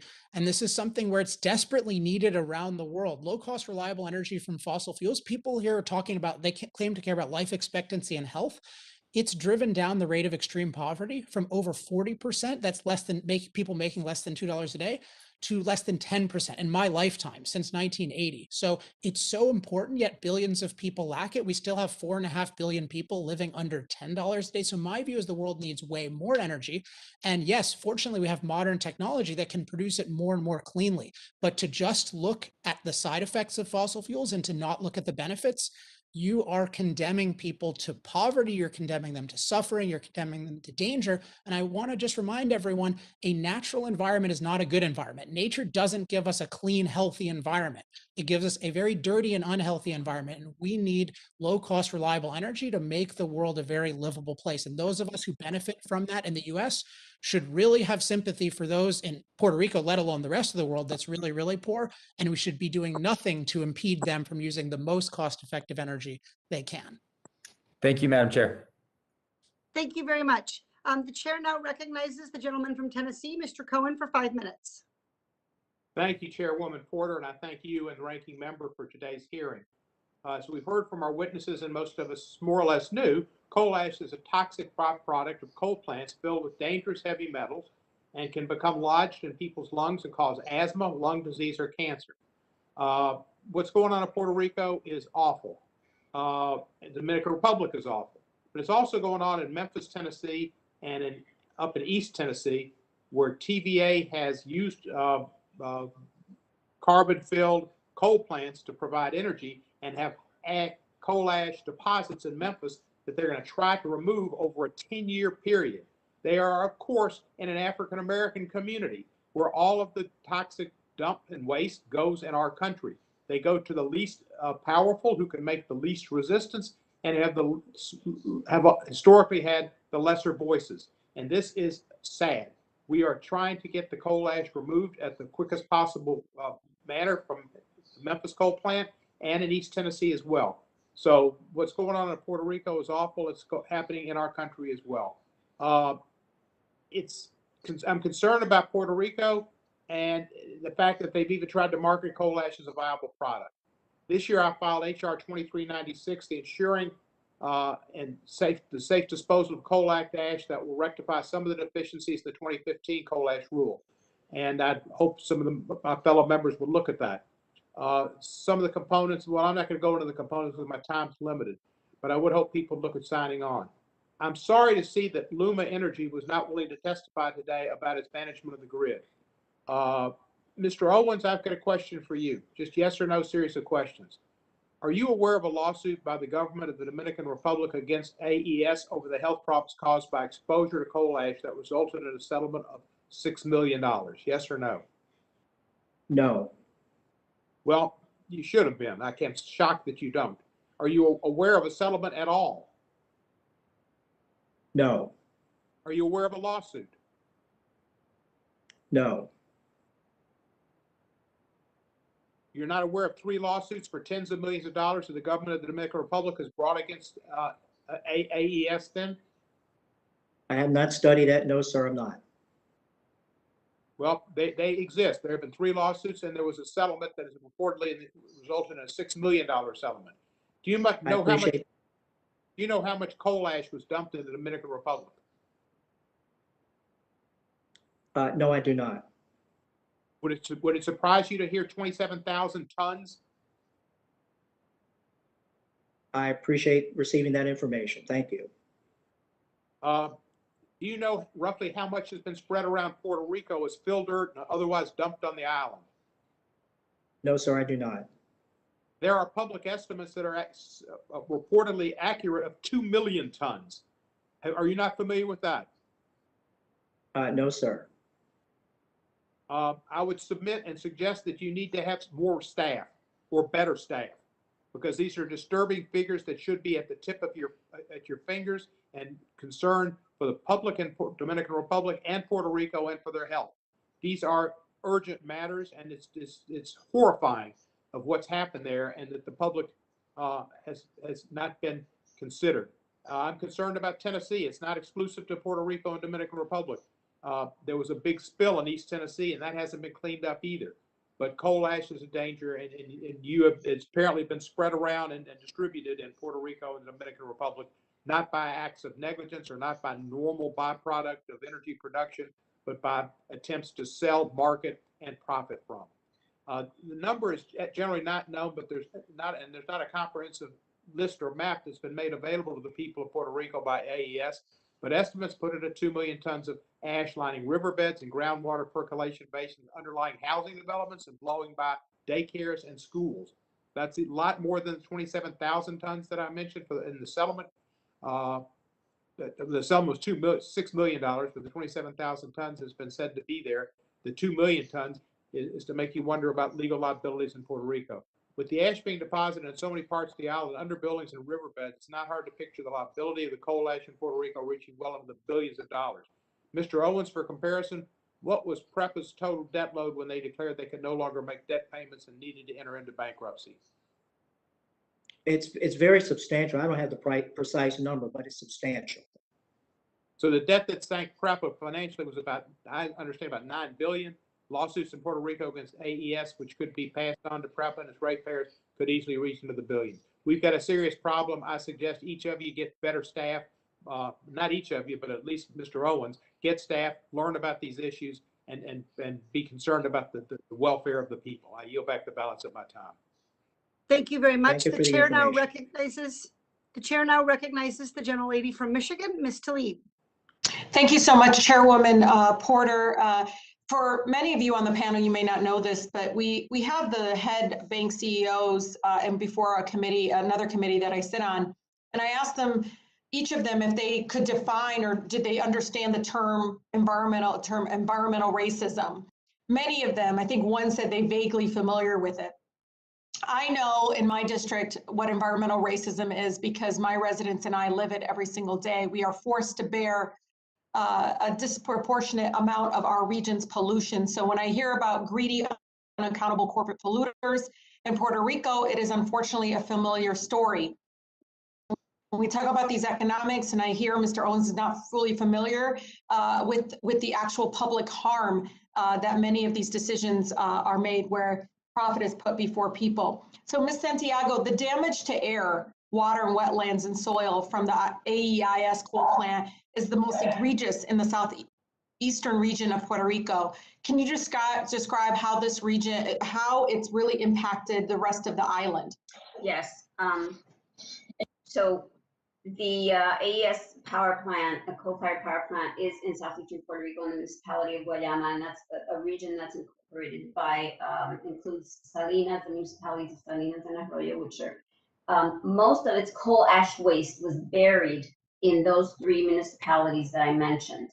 But there were some other 14 municipalities where AES coal ash was buried. In some instances, also over the aquifer, the water supply of those other municipalities. Obviously, the communities that are closer have more impacts because of the air pollution, known as a hotspot in terms of the air emissions from the AES plant. Yeah, this is extremely disturbing, Ms. Santiago. You know, I've spent a lot of time working on environmental justice issues. I have the most polluted zip code in the state of Michigan is in our backyard. And guess what? It's the predominantly Black neighborhood that is directly impacted by these decisions. You know, I see a huge red flag here when you hear about AES taking that coal ash off the island, which sounds like a step in the right direction. But in that experience, landfills in general, especially landfills that will accept waste like this for profit, tend to be located in communities of color. The Chester Island landfill in Folkestone, Georgia is the only place that is still accepting coal ash. Is that correct, Santiago? Yes. What we saw is that these last shipments from the AES plant in Guayama to Florida, to the Port of Jacksonville, and were taken to the landfill in Chester Island in Georgia, and they are approximate, that landfill, the community, the environmental justice community there is like 53% people of color, both Black American and Puerto Rican and or Latinx populations. And you know, Ms. Santiago, I was so shocked to read that just this year, while transporting this toxic coal ash to Folkestone landfill, for instance, more than 9,000 tons of coal ash were spilled into the Atlantic Ocean and is sitting on the ocean floor near coastal communities, where immigrants and communities of color are most likely to rely on fishing or food for their families. And just for my colleagues on the committee, Folkestone is, you know, the rate of poverty there is like 42%. You know, the national average, y'all, is like, I think it's literally 4 times more than the national average. So, you know, I am really disturbed that many of these things are happening without a sense of, you know, public outrage. There was nowhere for this toxic ash to go, and every turn it lands in the feet of communities of color. And, you know, Madam Chair, I really do appreciate this hearing. I think we need to have a hearing specifically about environmental racism, which is racial discrimination in environmental policies, and how that is directly connected to the decisions that these corporations are making, because they're given a green light to basically be able to do this to communities like mine and others, again, across the country. So with that, I yield. And again, thank you so much for this hearing. The chair now recognizes the gentleman from New York, Mr. Espiat, for his questions. Yes, thank you, Madam Chair and Ranking Member Gozar. I would like to thank you for allowing me to speak today over this important oversight hearing. As a Dominican American, the first one in Congress, I appreciate the opportunity to share my perspective on the harms of coal ash in the DR. And this is very personal to me because coal ash has had such a long history, both in production through coal combustion at the Punta Catalina power plant near the capital of Santo Domingo, and its presence storage-wise in Arroyo Barril and Manzanillo. And of course, whether through production or storage, there's no good outcome related to coal ash.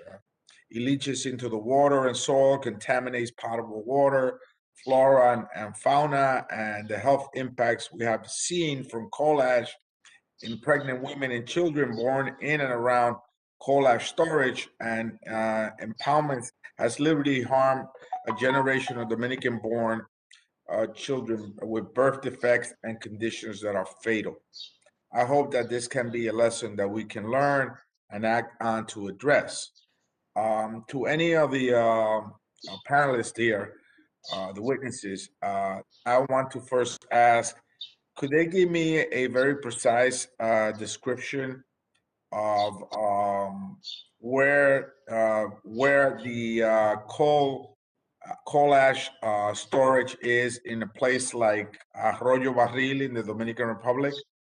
And I have some information regarding the illnesses in pregnant women and birth defects, but in terms of its magnitude, its impact, does anybody have any numbers regarding Arroyo Barril or Manzanillo in the DR in terms of the storage of coal ash? Anybody?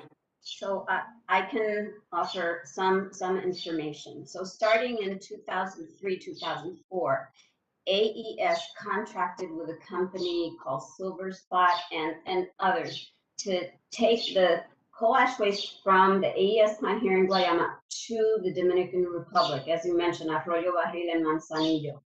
That coal ash waste was left on the beach, on the dock, totally exposed to the wind and the elements, also got into the seawater. And as you say, there were multiple cases brought first by the government of the Dominican Republic and then by individual plaintiffs whose children were, they alleged, born with deep birth defects because of the mother's exposure to the heavy metals and the toxic pollutants in the coal ash waste.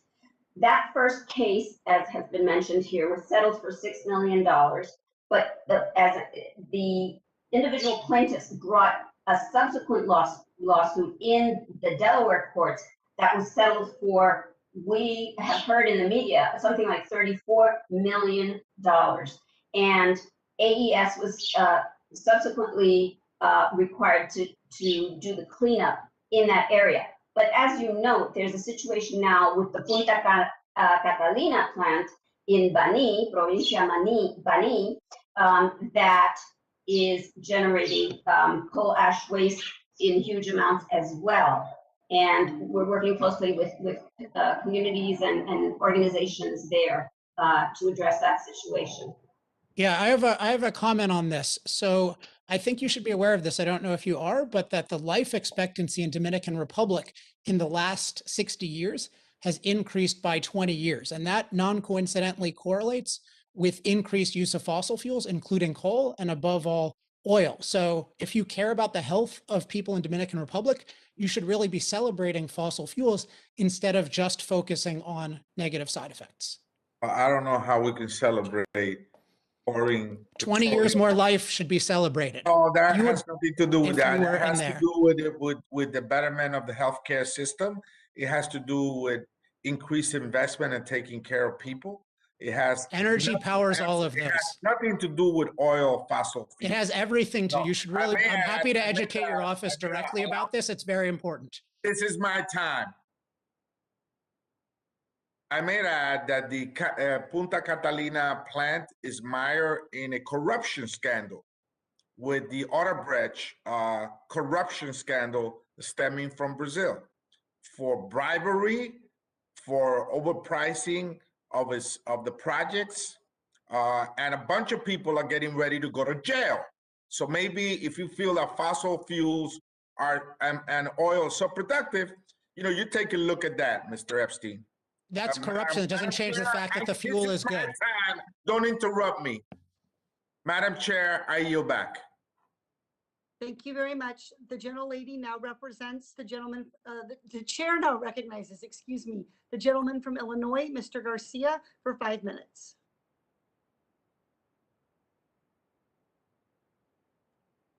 Yeah, we are having trouble hearing you. I think you may need to unmute yourself.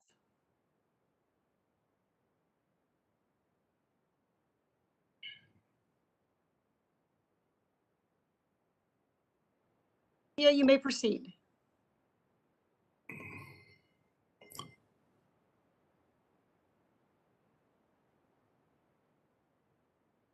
Yes, Madam Chair, thank you again. Sorry for that glitch there. And of course, thanks to all the witnesses. There's no justification for allowing AES power plant to continue running and plaguing communities in Guayama, Puerto Rico. We already know the rates of asthma and cancer have increased since it began operating. This is a public health problem and a violation of human rights and environmental justice. Just 2 years ago, a Florida landfill stopped accepting AES's coal ash arriving from Puerto Rico after residents expressed health and environmental concerns. This would be unacceptable anywhere else, so why do we allow it to happen in Puerto Rico? We don't have to wait until 2027 to close down the AES power plant. The solution is within reach, starting with closing the plant down.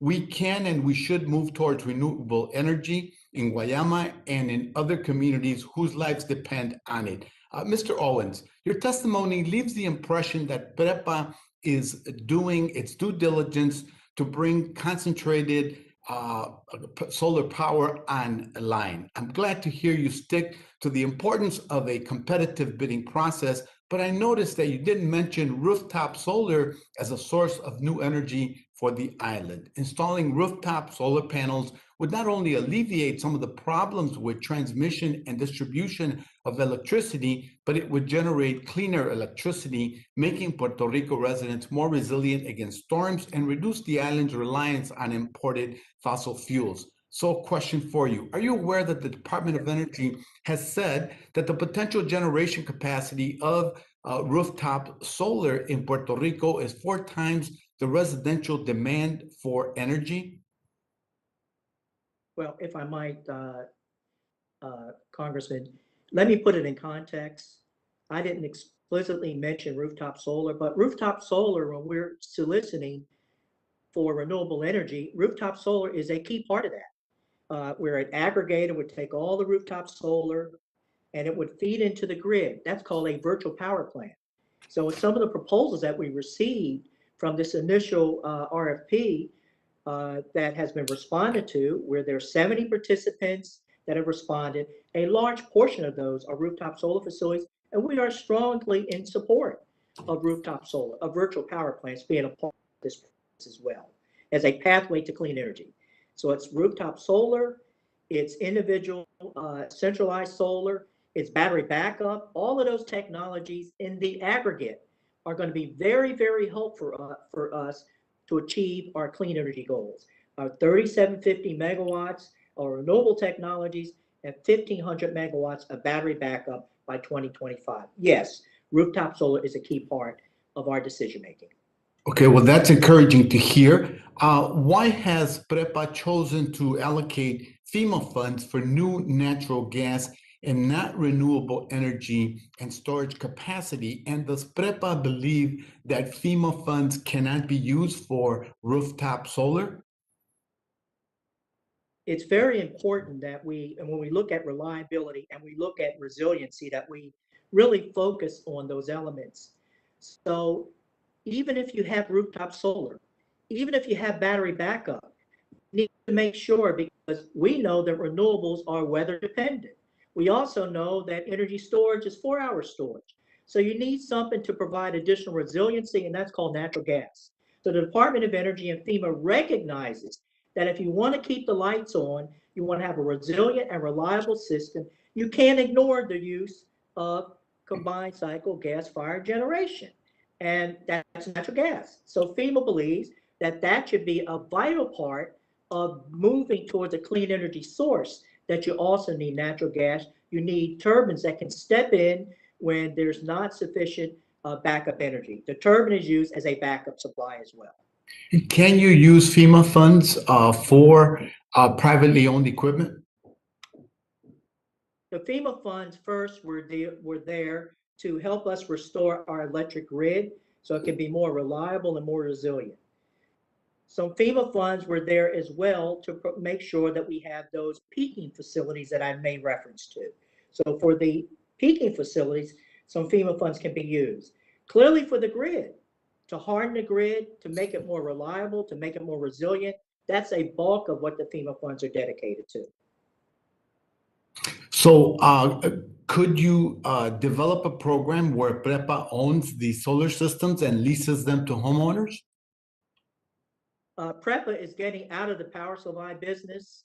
The overall plan that we have, the integrated resource plan, which is approved by our regulator, suggests that we get out of the power supply business. That with we're using renewables, we let other developers come in, third party develop those renewables. Also, our existing generation, let a third party operate our existing generation. So we're going to be out of the power supply business. And before LUMA took over the grid, I understand there was a backlog of applications from families who wanted to buy solar panels for their homes. How big was that backlog? And how long did people have to wait in line for PREPA to approve their interconnection? Well, it's a complicated question that you're asking me. I'll try to be very simplistic in it. So what you want to do if you're connecting customers to the grid, you want to first make sure that that customer does not interrupt power supply from other customers. So that's why you do an interconnection study. That's why you try to quickly connect those customers, but you want to make sure that connecting those customers are not disruptive to the electric supply to other customers.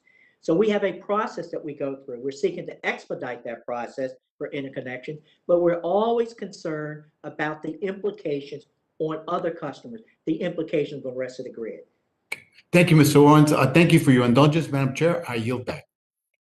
Thank you very much. The chair now recognizes the gentleman from New York, Mr. Tonko, for 5 minutes. Madam Chair, can you hear me? Sir. You can. Okay. Thank you, Madam Chair, for your leadership and for the opportunity to join the subcommittee's hearing today. We know that island life is often heavily dependent on clean groundwater supplies, and Puerto Rico is no exception. Sadly, we know groundwater contamination by coal ash is all too common. According to the industry's own data, 91% of coal ash ponds are contaminating groundwater. And this will only get worse with the previous administration's efforts to undermine EPA's 2015 coal ash rule. While at least tens of thousands of tons of coal ash have been deposited at multiple sites on the island, it appears that groundwater monitoring is only occurring in the area immediately surrounding the AES plant. The contamination plume under the plant appears to be moving slowly, as groundwater contamination plumes tend to do, away from the plant and, sadly, into the community. So, Mr. Colon, where do you and your neighbors get your water? Or should I direct this to Ms. Santiago or? Señor Colón, ¿de dónde obtienen el agua usted y sus vecinos?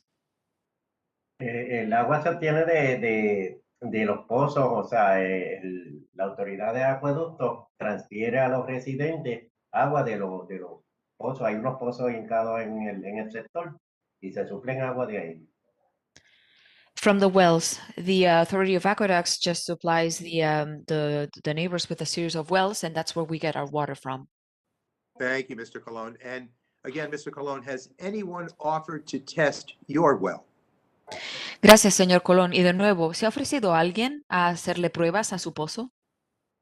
La cuestión es, o sea, se ha negado, por lo menos el gobierno mismo se ha negado a permitir a las entidades que queremos hacerle una prueba directamente de los pozos de ellos y no se nos ha permitido, no nos han dado acceso a poder hacer una prueba, aunque nosotros pagásemos las pruebas, no nos permite la autoridad, o sea, el gobierno, hacer la prueba directa. Esa es una de las preocupaciones de nosotros, que no sabemos lo que estamos consumiendo. The government itself denied access for us and to the entities that we tried to give access so they could test the wells. And that's one of our main concerns, that we just don't know what we're consuming. Wow. So, Mr. Colon, do you know of anyone else with a private well in your area that has gotten an offer from AES or PREPA to test their wells? Señor Colón, ¿sabe usted de alguien en su zona que haya recibido una oferta de PREPA o de AES para hacerle una prueba al pozo?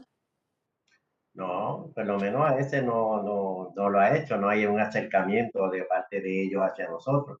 El mismo gobierno que supuestamente nosotros entendemos que viene por nuestra salud, es porque ellos no están afectando la salud. El gobierno que vele por la salud no lo ha hecho, no nos da la oportunidad de hacerlo. Imagínate ellos que prácticamente nos ven diferentes. No, we've never been approached by them, and even the government, who technically should be looking after our health, if they haven't done it, imagine what they would do. Right. So, Mr. Colon, samples for metals like arsenic and boron and chromium and mercury are very expensive. To the best of my knowledge, sampling can cost hundreds of dollars. Do you think it is fair for you to pay to test your wells for these contaminants? Señor Colón, hasta donde yo sé, hacer las pruebas de detección de arsenio, boro, mercurio y cadmio es muy caro. Creo que cuesta hasta cientos y cientos de dólares. ¿Usted cree que es justo que usted tenga que pagar ese dinero para hacer esas pruebas? Sería injusto, pero como dice uno, estamos viendo, tú sabes, la gente enferma en la comunidad. Nosotros pues, entendemos que si hay que buscar una organización o alguien que nos cubra la prueba, hay quien estaría dispuesto a hacerlo. Y por la salud, pues como dice uno, haría cualquier sacrificio por llegar a eso. It would be unfair, and which is why we're trying, in the name of the sick people of our community, to find an organization, someone who would help us cover the cost. Because, you know, for health, you would just do anything. Thank you, Mr. Colon and Ms. Santiago. I want to show you this picture of a stormwater retention basin in Salinas that was visited by committee staff while investigating the coal plant. These kinds of retention basins are designed to reduce rain runoff and allow the rainwater to percolate back into the aquifer to recharge it. This is usually a smart approach that reduces flooding and helps with clean drinking water supplies. However, this basin is lined with coal ash. It is one of the many well-hidden major ash deposits around the island that resulted from AES marketing the toxic ash as fill material. Instead of putting a liner under the ash to prevent groundwater contamination, the structure appears to be set up in a way that basically ensures that the groundwater is contaminated. So, Mr. Colon, last question. If the aquifer below your area is contaminated, what other water sources does the area have? Señor Colón, si el acuífero que está justo debajo de su pozo está contaminado, ¿de qué otro sitio puede usted obtener el agua? No hay alternativa, por lo menos para el agua de consumo, porque todos los residentes de ese sector, el agua, inclusive pueblo aledaño, Salinas, Santa Isabel, se sufren del acuífero del sur. There's no alternative, I mean, at least for potable water, because all the people in my sector, people from Salinas, from Santa Catalina, they all get the water from this place. Gracias, Mr. Colon and Ms. Santiago. Madam Chair, I yield back. I apologize for going over, but I thought it was important to show that slide. I yield back. Thank you very much, Mr. Tonko, and we have allowed extra time for translation, so you were within your time. The chair now recognizes the gentleman from Florida, Mr. Soto, for 5 minutes.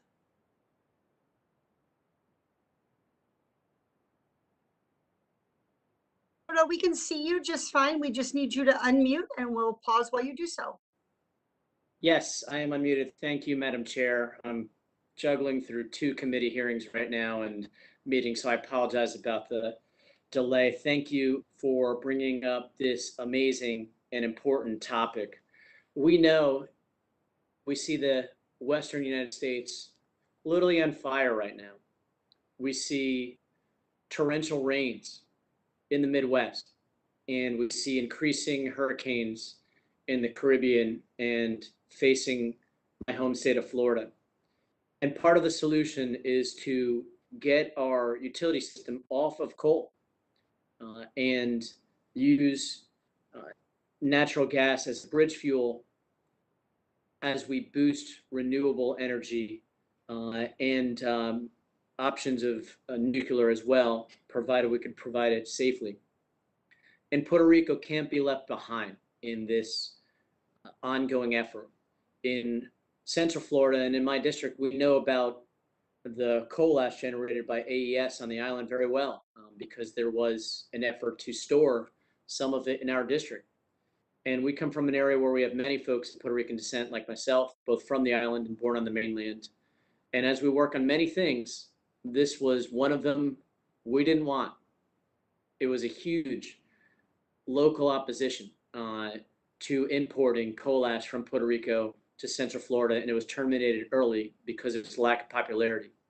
Why? Because folks in Osceola County think coal ash is dangerous. And in many ways it is. Our brothers and sisters in Puerto Rico should be treated no differently. And that means we need to use whatever efforts we can to get Puerto Rico beyond coal, to flow to renewable energy with natural gas as a bridge. We've heard this over and over and over again on the committee, and we really need to make sure we're utilizing all resources we can, whether it's in the American Jobs Plan and treating Puerto Rico equally, or whether it's with the funding we already passed after Hurricane Maria, nearly $2 billion to help upgrade the grid. That's where the real opportunity right now already exists, because that money is already flowing to Puerto Rico. Mr. Owens, you had indicated in your testimony that you're concerned that if you take AES offline, there's not enough renewable energy to replace it. We need to ensure that PREPA has a commitment to quickly bringing renewable energy online. I referenced this several $billion that you'll be getting that'll be flowing through LUMA, the company operating the grid. PREPA wrote a 10-year infrastructure plan for the use of FEMA funds, which has since been adopted by LUMA. Is that correct? That's right. PREPA has a 10-year plan. That is really the integrated resource plan, which was prescribed to us by our regulator. And so LUMA is supposed to comply with that as well. And Mr. Owens, is it true that there's no renewable or battery storage included in that funding? I know we're utilizing natural gas as a bridge, but is there anything for renewables or battery storage right now? Yes, battery storage is a part of this process. The ultimate goal is by 2025 to have 3,750 megawatts of renewables and 1,500 megawatts of battery backup. So energy storage is a vital part of moving forward with renewables. What about individual solar units, particularly for La Cordillera Central, for the rural areas that we visit town Toro Negro to where they had individual units just in case a hurricane hits? Are you all using this money to invest in some of these decentralized solar units for rural communities in Puerto Rico? We recognize that there's a broader range of arrangements that will accommodate renewables. There's rooftop solar, which is a part of our procurement process. The rooftop solar facilities will be aggregated and then will feed into the grid. We call that a virtual power plant. There are individual renewable projects, which are centralized projects. There are individual storage projects, which are also feeding into our overall procurement process. So it's all of the above. There's no single approach. There are multiple approaches. I can tell you the Puerto Rico legislature, as you know, is looking to get carbon net neutral by 2050. And I know Governor Perluisi supports this ambitious goal. Yes. We really need to all work together to get there, and investing in renewables earlier is going to be key. With that, I yield back. Much, Mr. Soto. The chair now recognizes herself for 5 minutes of questioning. Mr. Owens, who are the coal plant's customers? Who are the coal plant customers? The energy from the coal plants benefit all Puerto Ricans.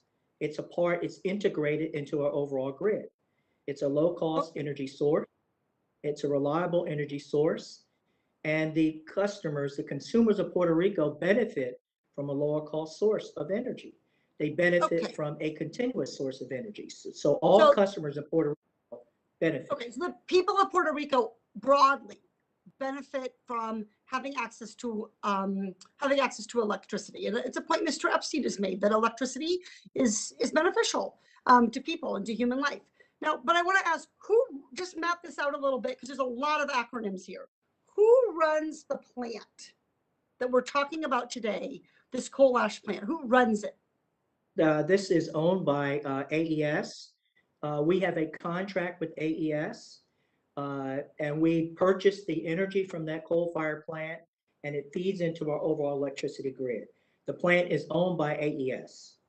Okay, so they own it or they run it? I just want to be clear. They own the plant. AES owns the plant. Okay, and then who runs the grid? Today, Luma runs the grid. Prior to June the 1st, PREPA ran the grid. But Luma has a 15-year operating and maintenance agreement in order to run the grid, in order to maintain the grid, and in order to enhance the grid. Okay, and then you are here today on behalf of PREPA, and what is your relationship with Luma? We are the owners of the grid. Luma is an operator of the grid. We need to make sure for the citizens of Puerto Rico that the grid is well maintained and the grid is well operated. So we have oversight responsibilities. Wonderful. And then PREPA has to get major decisions approved by some other regulators, including FCOB, which is on the fiscal side, and then the energy regulator, PREB. Is that correct? That's correct. Okay, so here we're trying to map out kind of who's in charge here, all right? And you're here today on behalf of PREPA. So I have a question.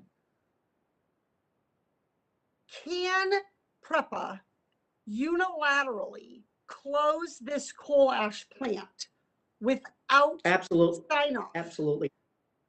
Thank you for the question. Absolutely not. We are subject to the FOMB. We're subject to the PREB. We're subject to Puerto Rican law. So we do not have the authority to shut down the plant. Absolutely not. So you're saying PREPA would have to go up here and, so that's a bad arrow. Let me just fix that. You would have to go up here and you would be subject to law. If you decided to close the plant, could you simply direct Luma to shut it down? We can't shut down the plant. We can't direct Luma to do anything. We have to comply with the law. Okay, and those agencies, I'm sorry. So no, Mr. Owens, this is very, very helpful. And I want the committee and the American people to understand that. You have kindly come before the committee and you are helping us understand who has responsibility for this coal ash plant. So I just want to make sure I understood what you said. Luma must be part of the decision to close this plant. Luma must comply with the integrated resource plan, which is approved by the PREB, which is our regulator. Luma cannot do anything on its own. Luma has to comply with the law. Okay, Luma's got so to Luma comply can't with the regulator. act alone, but I wanted to ask the reverse question. Yes. And one of these entities, including you, decide to shut this plant down without Luma's participation or consent or being part of the process? Luma's a part of the process because they operate the grid. So what I'm driving at here, Mr. Owens, is we need Luma to be here because they are part of the conversation. And as you know, we invited Luma to testify because they're part of this conversation. They are part of this process. They agreed to testify. And then at the 11th hour, Luma notified the committee that they would not be attending this hearing. And I just want to make sure the American people know what Luma said. Luma's senior director of government affairs said, quote, Luma just doesn't have a role that is relevant to this hearing on this coal ash plant. But you have just explained to us, I believe correctly, that Luma must be part of this decision-making process. It was Luma's decision to commit to and then to withdraw from being present at this hearing. But it is my decision as chair of this subcommittee whether to pursue additional investigations. Luma may not be here today, but they must answer to the American people. It was a mistake for them not to participate, but I am going to give them ample opportunity to rectify that mistake and to come answer questions that this committee has about the coal ash plant and its effect on the well-being of the people of Puerto Rico. With that, I yield back. I believe that concludes our hearing. There are no further witnesses at this time, no further members at this time. And so before we do officially wrap up, I want to take the opportunity to invite our witnesses to share any additional thoughts on the issues that we have discussed today. We're going to go in the same order that we went in as people offered their testimony. So we'll start with Mr. Colon. If there's anything else that you want to share that you think this committee or the American people need to know, you're welcome to share it at this time. Señor Colón, si hay algo que usted quiera compartir con nosotros que cree que el pueblo estadounidense o este comité debería saber, por favor, adelante. Lo último pues que me gustaría a mí sería que ustedes pudieran analizar la situación que estamos viviendo nosotros los guayameses y parte acá, y que pudieran hacer un análisis donde podemos determinar y que la fábrica se cierre y que nosotros podemos vivir, tener una calidad de vida mejor de la que tenemos ahora en el momento. I would like you to analyze the situation that we're living here in Guayama, conduct the necessary tests, and improve the life conditions. Thank you so much.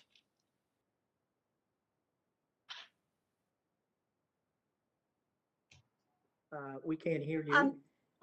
Okay, great. Yeah, thank you. I want to say thank you for sharing that, and thank you to our interpreter for her work today and making sure that we can all understand and hear from all of our witnesses. Mr. Owens, any final remarks you'd like to make? You're recognized at this time. Thank you, Madam Chair, and thank all the committee members. Excellent questions.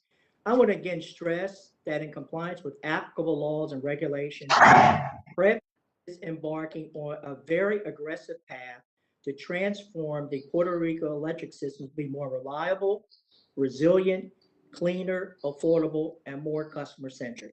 Thank you for the opportunity today. Thank you very much. Dr. Jimenez, any final remarks you'd like to offer?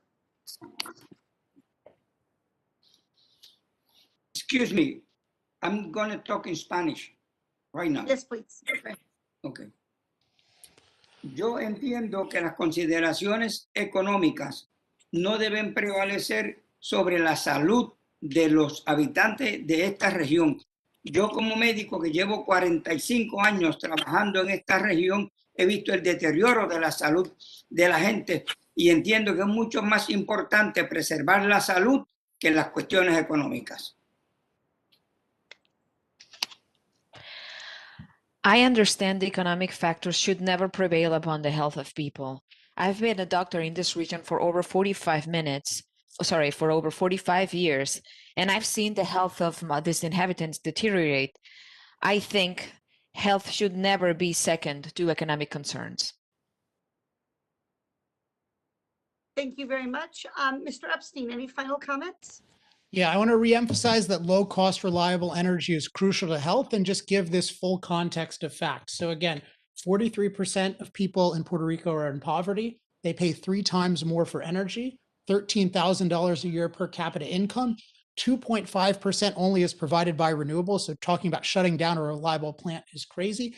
And then there are 0 places in the world that are using the kind of unreliable and batteries placed scheme and really crackpot scheme that people are talking about today. So I would really invite, I'm really honestly saying, I would welcome going on a fact-finding mission with many of you and helping educate you, some of you, about the different energy realities. And I think that we can see that there's a way to move forward with cleaner coal, natural gas, nuclear, instead of having this crazy dogma that we must rely on unreliable renewables. We should use the most cost-effective energy, and Puerto Rico needs far more of it, not less.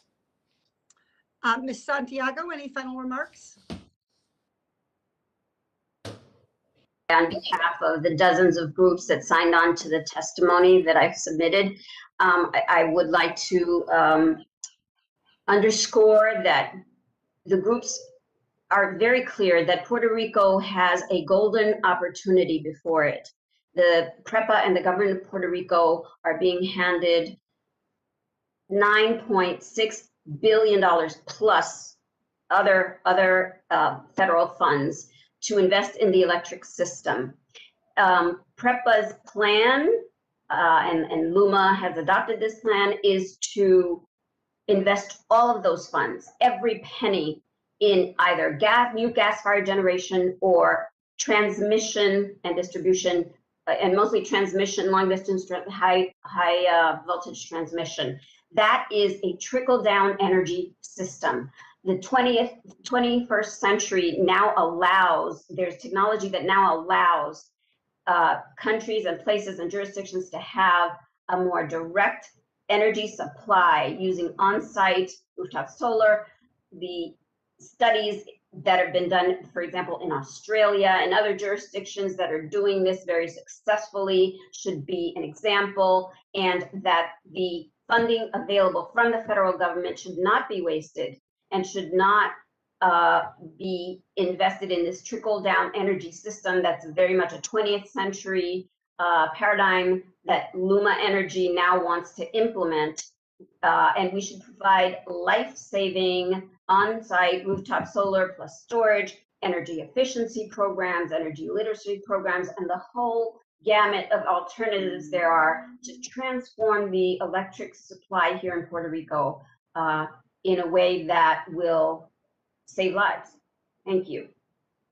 Thank you very much. And I want to thank everyone for their participation in this hearing. As chair, I think it's clear that we have heard from all of the witnesses today that everyone is in agreement that we want Puerto Rico to have a strong, stable energy supply, but it is also important that that energy supply not damage the health of the people of Puerto Rico when there are viable and appropriate alternatives. And PREPA's own study conducted by Siemens found that this coal ash plant, about which we heard significant testimony about very, very serious fatal health effects, including cancer, as well as respiratory disease, thyroid disease, and others, that there needs to be a plan to immediately use the resources available to Puerto Rico to close this plant and transition to an alternate source of energy. This plant could be closed today, according to PREPA's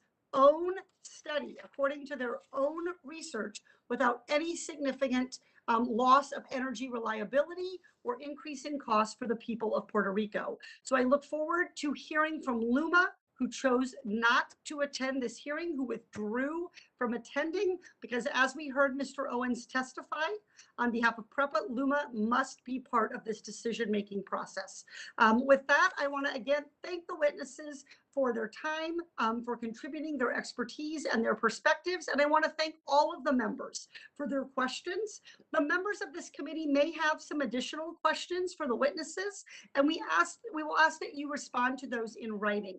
Under Committee Rule 3.0, members of the committee must submit witness questions within 3 business days following this hearing, and the hearing record will be held open for 10 business days for these responses. If there is no further business without objection, the subcommittee stands adjourned.